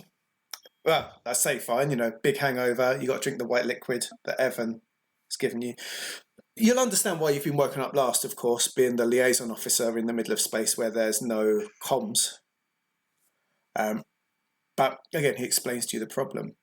Of course, the comms is of some interest to you. And he says, can you join the rest of the crew on the bridge? This is a serious situation. Yeah, sure. He takes his hand off his forehead and wipes away any dried blood. I assume it heals. It did. You had, although it's sort of stasis over 80 days, just the process of it all has indeed healed it. Wonderful. And he'll make his way to front of ship. Fantastic.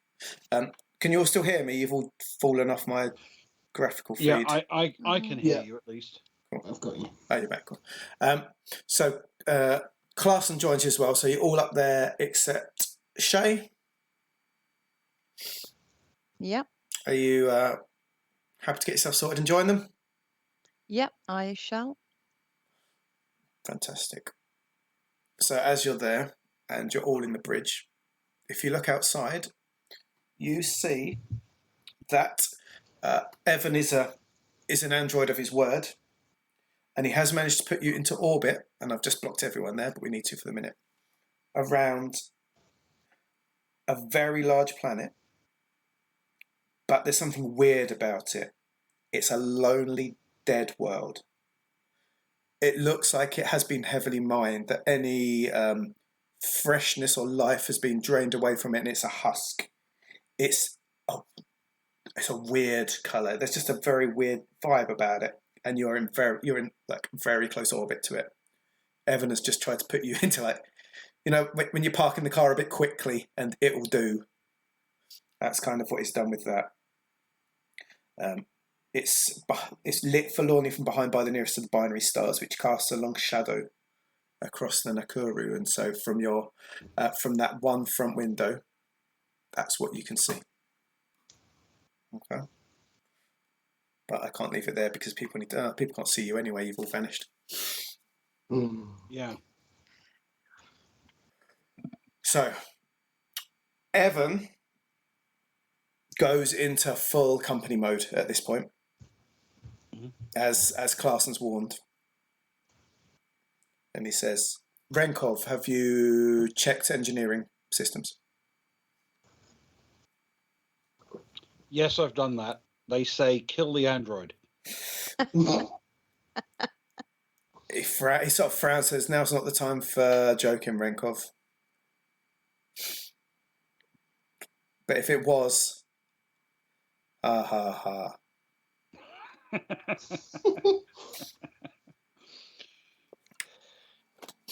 I have a plan. I'm going to hit the ducts because there's problems in the ducts, and there are other people who are actually better qualified than me to deal with the external threats and what those mean. And I'm an engineer. I can do ducts. Evan processes it as if he's running it through sort of a company embedded sort of process in his mind, working out people. He says, "That makes sense. That's something that needs to be fixed. You are the man. You are the man for the job. That sounds the right thing to do." He looks at Monroe and says, "Is there any other problems?" She taps away a bit and she says, "Renkov pointed out," and she points at the camera, "there's something outside the ship on the port side which needs fixing for the navigation." Clarkson immediately is like, "You know me, I'm not doing a spacewalk. I refuse to put my life in the hands of eggs." Coward. You got to remember, he's nearly died before because of an egg's mistake. And he is refusing.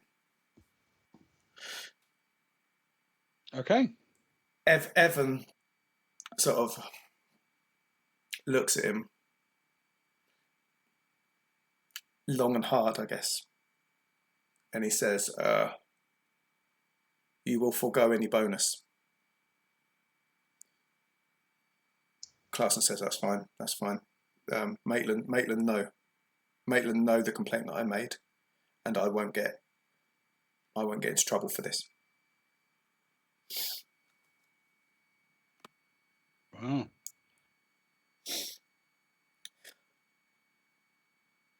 Now, Munro, Evan says, your place is here at Navigations, which means that one of you two, looking at Liam and Shay, need to go out there and fix it. I'll do it. Screw you, Clarson.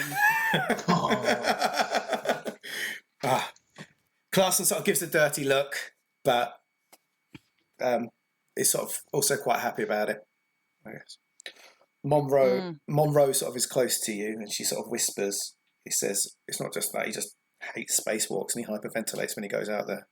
And that's the last thing we need. Yeah. Well, I'll handle it. It's fine. Evan nods and says, "That makes sense. Your skills are not the most important to have on the bridge right now. That's fine." Bear in mind, she's our only medic. That's true. That is true.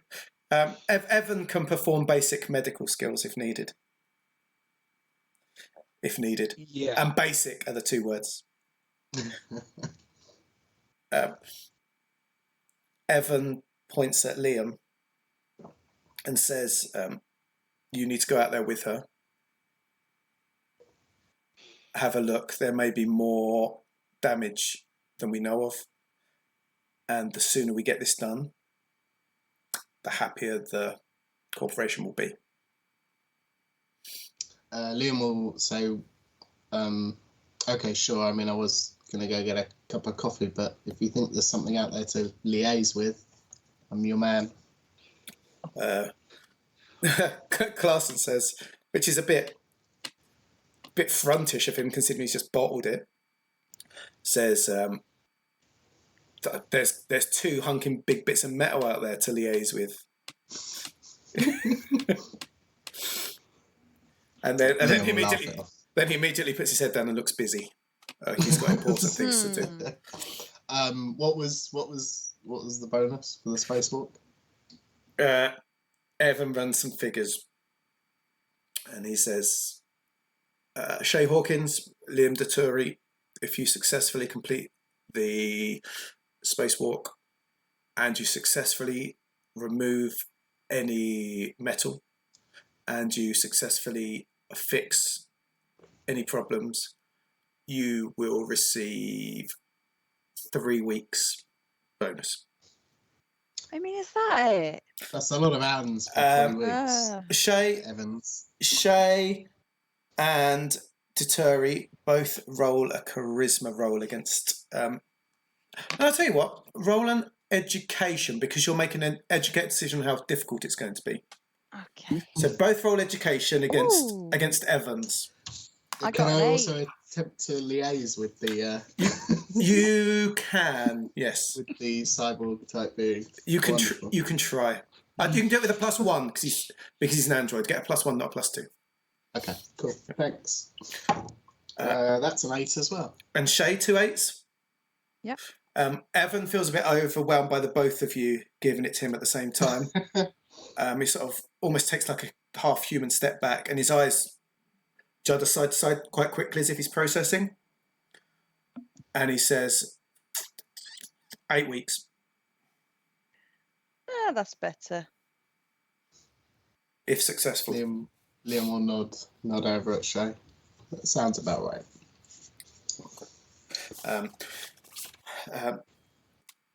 Clarson says, okay, if you need a drink, grab a drink. There's nappies in the spacesuits. Grab some sort of gear, some fixing gear from the cargo bay, and let's get this started. So he takes the two of you towards the mess hall first in case you want to grab something to eat or drink. Better to do it now than to pass out while you're out there, do you know what I mean? So yeah, I'll do that. Get something to eat. Liam will grab a quick cup of coffee and then sort of take away to the cargo bay and just say, I'll meet you in there. I haven't done one of these before. I'd like to double check everything. Okay. Cool. as you're sort of getting your drinks and that, Clarkson comes back with 2 sort of bags, quite hardy looking bags that they're sort of zipped up. They look like they're of the sort of material that you could take into a vacuum of some sort. It's quite, hard sort of bag. And he sort of hands them out to you, and he says, "Okay, this comes with everything you need. It'll be a variable power handheld laser torch, some cutting device, some sort of pliers, a screwdriver, usual sort of fixing gear," and hands you both one and says, "I'll take you to the airlock and get you suited up."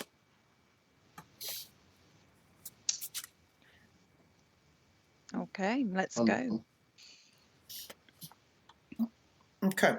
In the airlock, the airlock is made of 2 parts. So the first bit, the sort of the lighter grey part, just below where it says airlock, and then sort of a darker grey bit next to where it says airlock.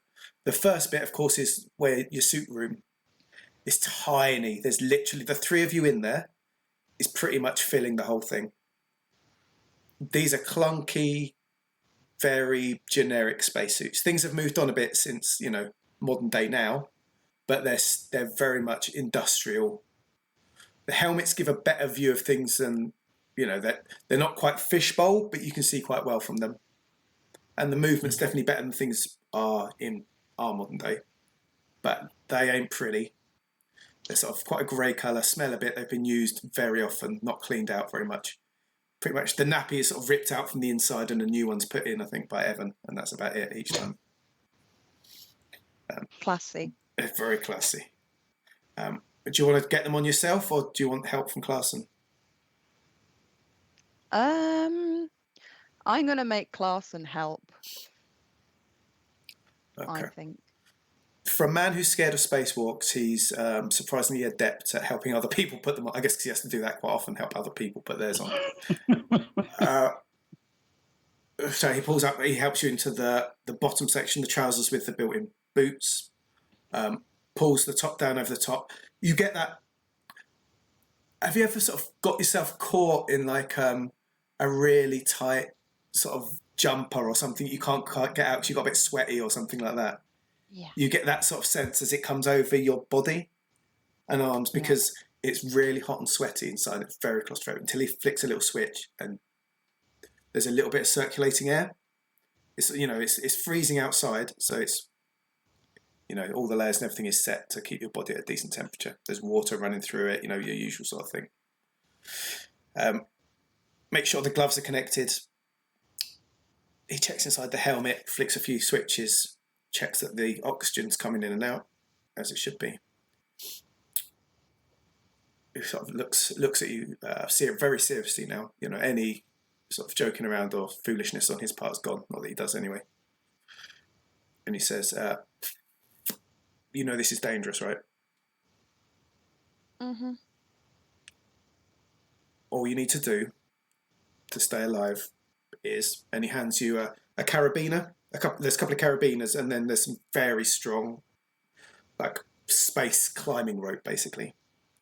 He says, keep this attached to you. Crisscrossing the ship is a load of piping, specially made.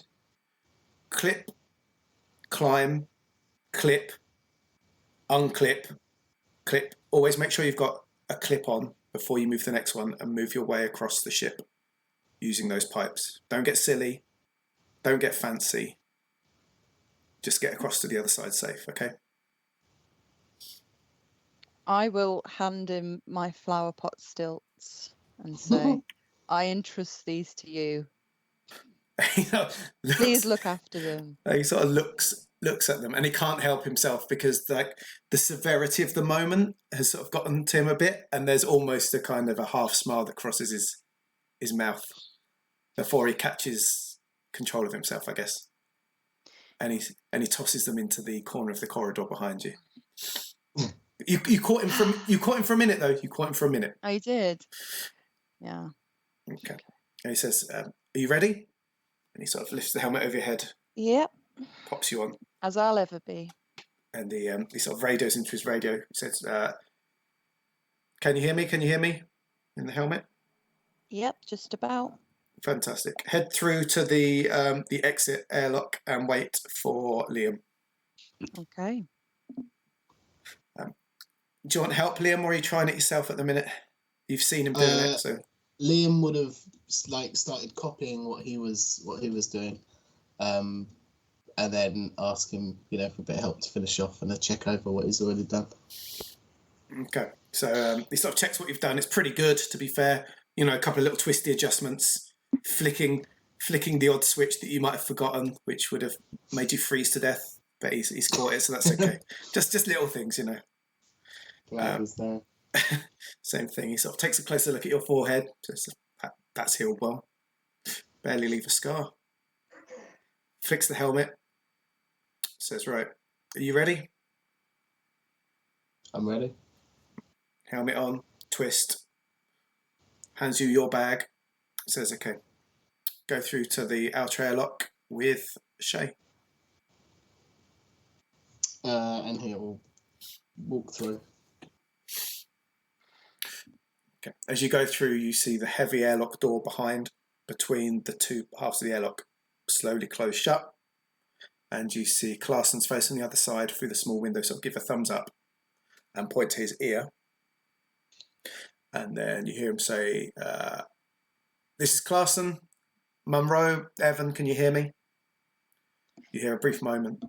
And then quite crisply, you hear Evan say, I can hear you.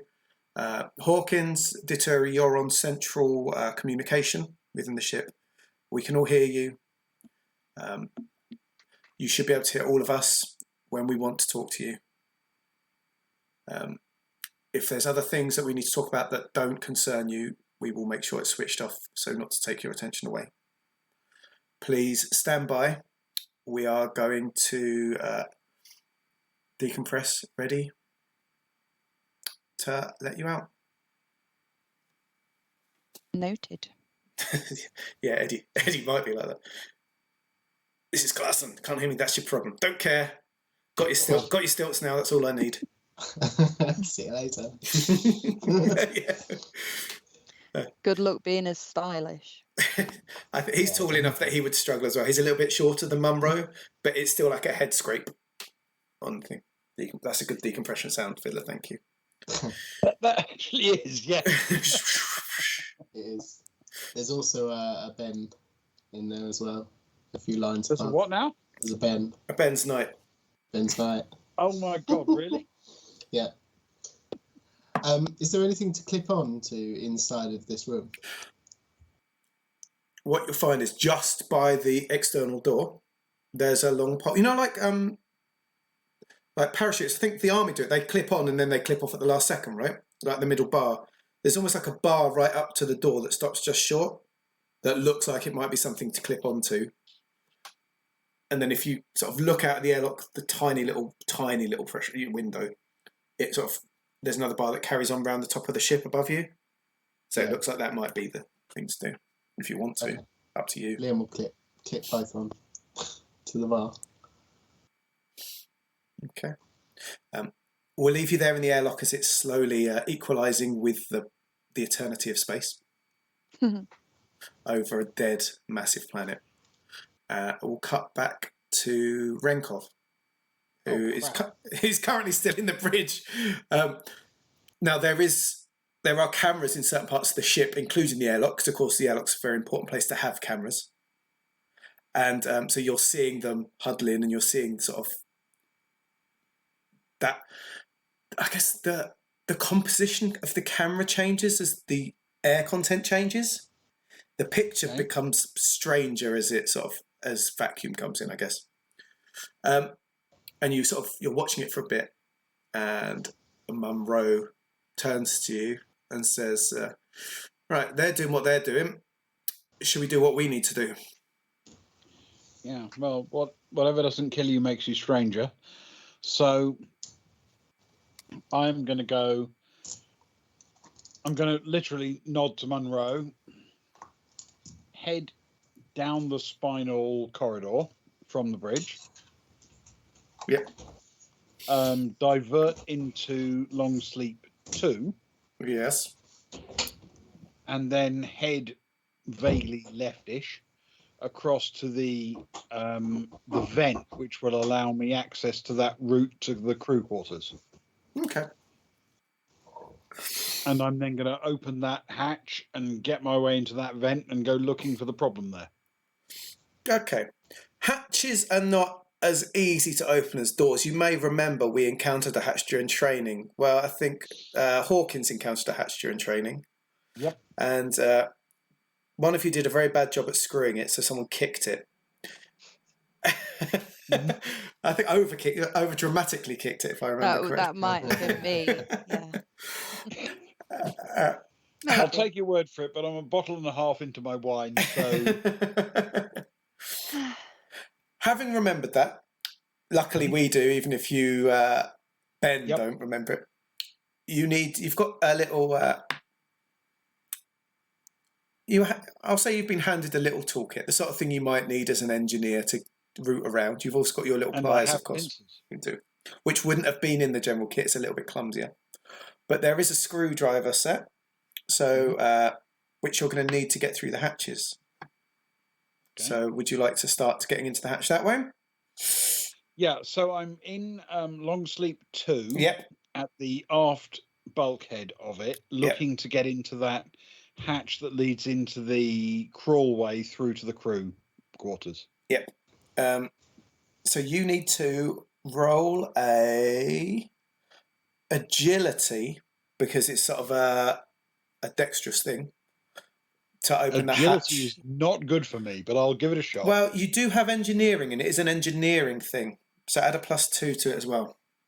Okay, so I get 2 for agility, +2 for engineering. Well, life is normal. It's something that people should be able to do. There's no smoke, no steam, no shaking, so it's an easy check. Mm-hmm. So you just need a 7 to do it perfectly. A 7. Okay, that's a 5 on the dice +4. Yep. 9. Fine. So you unscrew. There's 4, as there always is in these things. There's 4 screws, 1 in each corner. The sound effect of a screwdriver doing 4 screws. Hopefully, Fiddler will catch us up with that in a minute. But I think that's pretty good. And then you sort of carefully move it off. Inside, it's very dark. Light bulbs are expensive. It's not somewhere that people tend to go down too often. And if they do, they would probably take their own illumination. There's a little bit of glowing from the stuff in there, but you can't really see very well in there as things stand. Okay. Well, I know vaguely what I'm looking for. I'm looking for anything that is broken, because the computer system told me something was broken in that duct. Yep. So I'm going to crawl my way down there, paying as much attention as I can, looking for things that are not where they should be. Okay. Or are fizzing or sparking. That's a very good thing to do. So as you climb inside, mm-hmm. Evan, who followed you into the room, as is his style, leans down through the duct and says, inside your pack, there's a small torch. Please turn it on, because policy is that I must close this hatch behind you for safety reasons.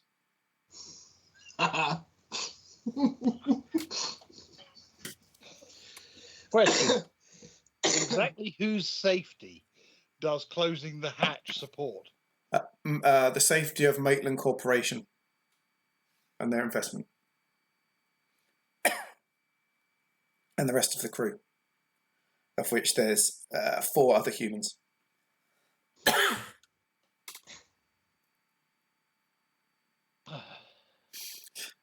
I have so many things I'm tempted to say, but they won't make any impact on a droid. So,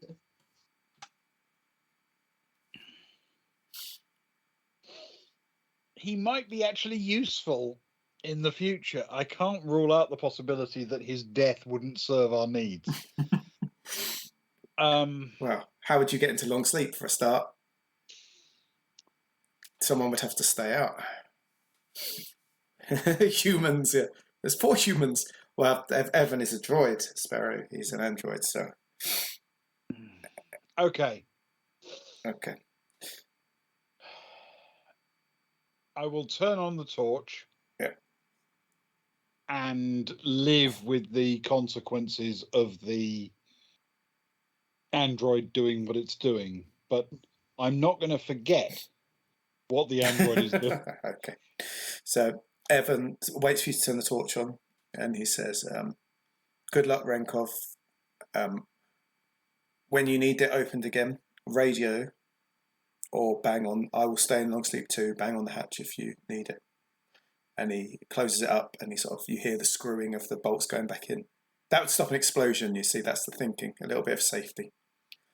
And it's you in a crawl space about, what's that, a metre high, and maybe a metre and a bit wide. Stretching out in front of you. It's very claustrophobic. It feels very lonely. It's very quiet. And at this point, I'd like you to make a pressure roll. Okay. Because you are in... So how do I do a pressure roll? So a pressure roll is for a very serious situation, something that's a bit freaky, something that's very stressful, which this sort of thing is. Your pressure bonus is your strength plus education, which you should have written down somewhere. Your pressure bonus. I've got strength is 4, education is 3, so that's a total of 7. Right. You need to roll 1d6 and add that to 7. Yep. If you roll at least 10, it means you're okay and you can keep it together. That's a 2 plus 7 is 9. That means your pressure level is going to go up by 1. So you feel the pressure. You feel the heart beating a bit closer in your chest. You get that rising sense of being trapped, like in a tunnel. There's no way out. You get that little sense. You need to increase your pressure level to pressure level 1, please. There should be a space for that. Yep, there is. Pressure level 1. I should put my pressure level X on the leftmost circle of my pressure level gauge. At pressure level 1, you're still okay, but from pressure level 2 upwards, you can have an episode and, freeze and freak out and things like that. So you're feeling it welling up inside you, but you're still controlled. You're still professional. You're still doing what you need to do. Okay. Right. So you're a foot or two inside. What do you want to start? How do you want to approach going about it? Okay, so fundamentally, I'm in a duct that connects point A to point B. I know roughly where I'm going to, so I'm literally going to do my duty at this point. Mm-hmm. And work my way from long sleep 2 to the crew compartment using my little torch to illuminate everything around me and looking for anything out of place that I can identify as a problem and potentially fix, because the computer told me this is a problem. I mean, the computer told me that before I was entombed in it, but nonetheless, you're now, the principle remains. You're now at one with the ship. You are part of the ship. I am a component in the ship now, yeah. And we're going to leave you as a component in the ship and go to 2 people who are about to very much not be components in the ship. Who's at the front out of the 2 of you? Who's nearest the door? I'm going to say, seeing as I was ready first, it was probably me, but I'm happy with that. It's canon. Yeah. Says Leah very happily second. So you hear that psss of the air changing, and as you feel it get lighter, you do start to lift off the ground a little bit. You're into that sort of vacuum. Okay. And when it's full, the red lights inside the outer airlock door flicker red for a second. Oh, Sparrow's given a boon to be wild. Is that for Shay? Oh, Shay, you're going to get a double shot at the next thing you need to do. It's on Yay. you. Sparrow always comes through with the boon. Thanks, Sparrow. What a sweet bean. No. There's no cats on board, unfortunately, so she can't use her points the other. He uses points the other way. So the light flicks. The airlock door swooshes open, and out there is the expanse of space. From that angle, you are looking out away from the planet. You are on the starboard side. Okay.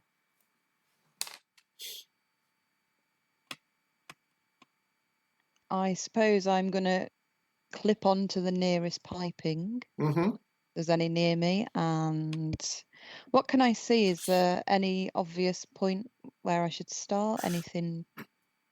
So imagine, because it's expected, these ships are built very industrially, and it's expected that things will go wrong with them and fixes will need to be made, and that not everyone is so cowardly about its classing.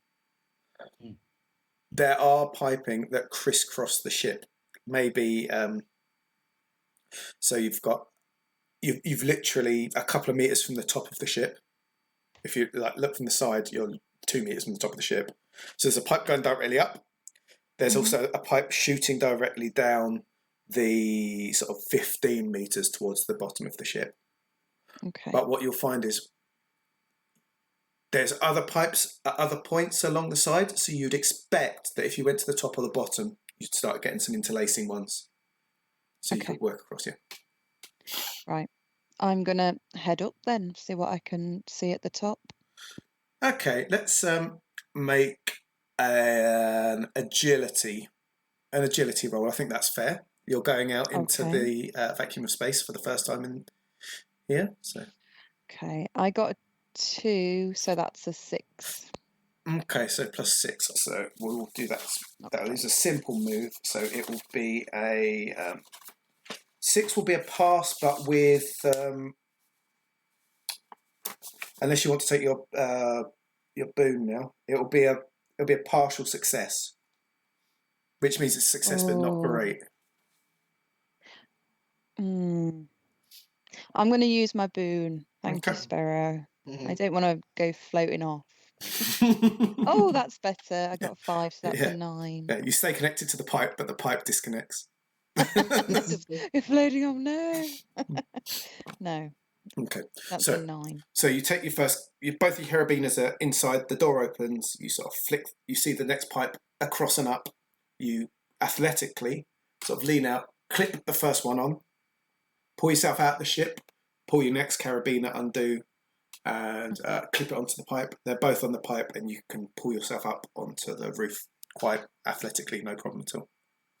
Okay. After first visualizing things going wrong, it actually worked out quite well. Thanks to Sparrow.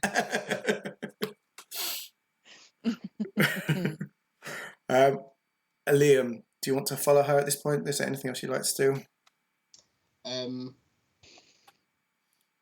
Liam will clip on and he'll go over the comms and just say, "I'll head down and across. If you find anything, radio in, and we can meet up and try and." Oh no, are you splitting the party? The party's relatively split. I mean, we've already done it. It's just further splitting, isn't it? I think. Okay. Unless Gotcha.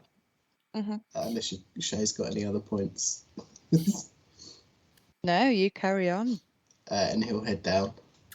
Okay. I'm going to need you to make an agility check, and you suck at agility. But I'll tell you what, I might, go for agility for now. It's going to be it's Ben's night off, Mr. Leno, and he looks like it.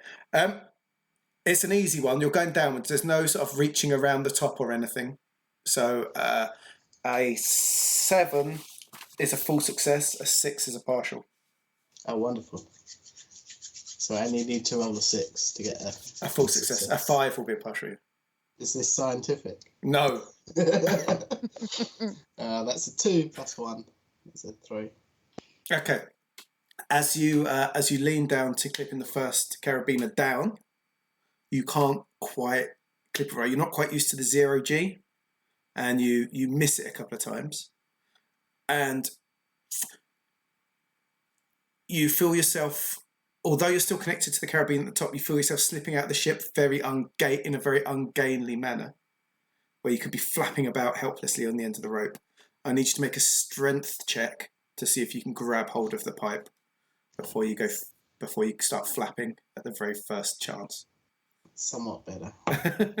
Although not with a 1 plus 3. Oh no.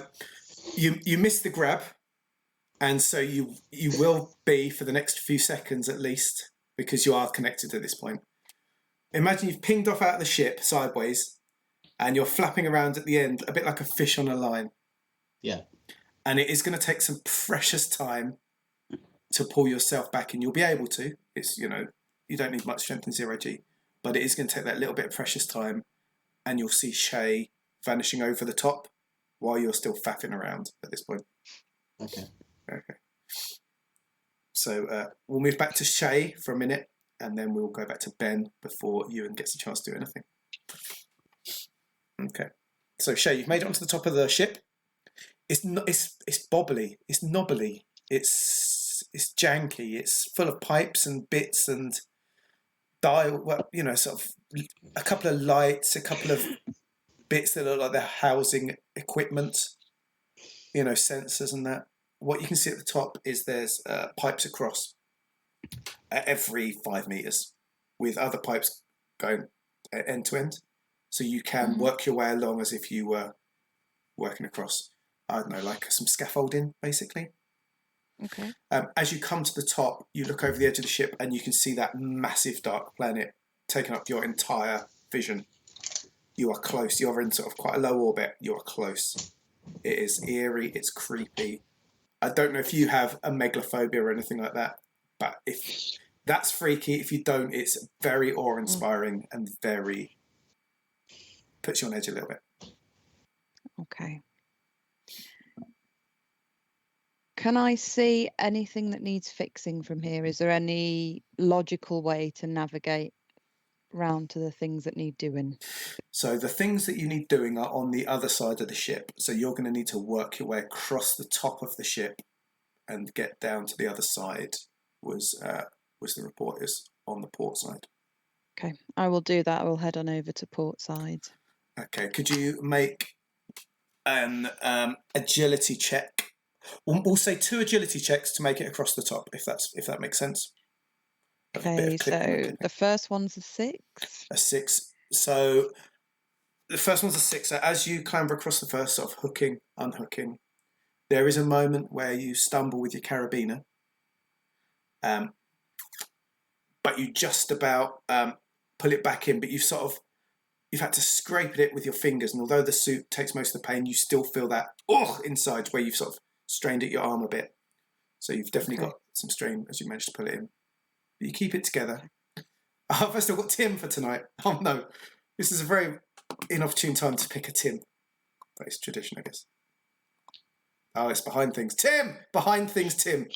Sorry, Tim. Tim. And then we need another roll for the second half of the ship. Yeah, that's a 7. Okay, that's better. There's nothing that's making things difficult. Much more athletic. You're sort of getting to grips with it. You're understanding it a bit. You clip a few more. You make it across to the other side at the top quite well. And you're feeling quietly confident with yourself, I feel. I'm chuffed with that. I'm chuffed with that performance. Is that your first? Is that your first working space? It is, yes. Oh, Yeah. It's good stuff. I feel it went well. Yeah. Speaking of which, Ben, do you want to make education roll and see if you found anything yet? Oh God, really? Yeah, you get engineering as well. Education I've got 3 on. Yeah. Do I get any other bonuses? Engineering. Engineering, I have 2 on, so that's plus 5. Ah, and you only need a 7. And that's a 1. So that's You're flicking around. You're sort of pulling at things, trying at things. Luckily, Renkov's quite sober, and he's quite. He's sort of doing a good job. There's nothing there yet. He can't find anything. You are indeed going to have to go closer further into the pipes. I can tell you from experience, Renkov is not all that sober. But he's got to crawl. So you're probably about halfway along that first bit of piping. I'm on board. You're Yeah. on board. Deturi, as you've dragged yourself back to the ship and clipped on, you need to head down the side. Are you going to do that with care and attention, or are you going to try and rush to catch up with things? He'll probably, at this point, attempt to rush, but he'll still make sure he's got one clip on. Yeah. But rather than, he'll just see if he can pull himself all the way to the end of the line, as it were. See, that's very clever, because for me that feels that's a strength roll. Is that your thinking? Kind of. He's less worried about having contact with the ship as long as the clip's on the ship. Yeah. He just needs to go to the end of the rail that he's on, right? Yeah. Okay, so roll, make a strength roll to get to the bottom of the ship. You got a +3. It's very kind of you. After what? It's 4 + 3. It's 7. Oh, then he does it not beautifully, but he does it with his brute strength. Wonderful. It's not like watching a ballet or anything. Certainly better than his first step. Mum crackles over your ear as you're doing it, and she's like, Deturi, what on earth are you doing? That is the ugliest spacewalk I've ever seen in my life. It's functional, though. She sort of snorts, and then you hear her sort of tapping away again before she stops. As you reach the bottom of the ship, again, you get to see the big planet behind. But the bottom of the ship's a bit weird. It's much more set for the engines and stuff. So whereas the top is quite obvious, the bottom is much more mechanical and engineering based. You can sense the big engines behind you, if you know what I mean. You can you get that vibe underneath.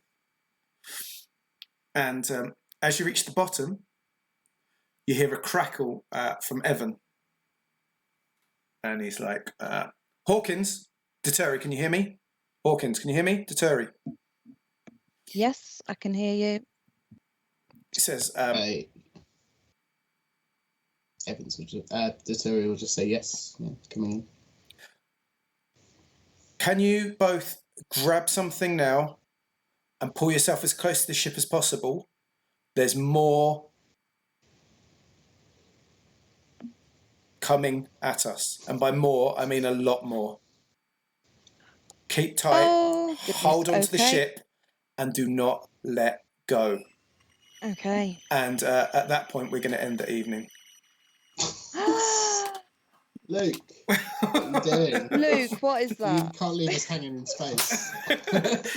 Well, you're literally hanging in space. Yeah, exactly.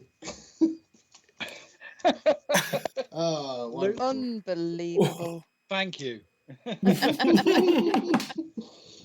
At least we're not locked in event, though. That is true.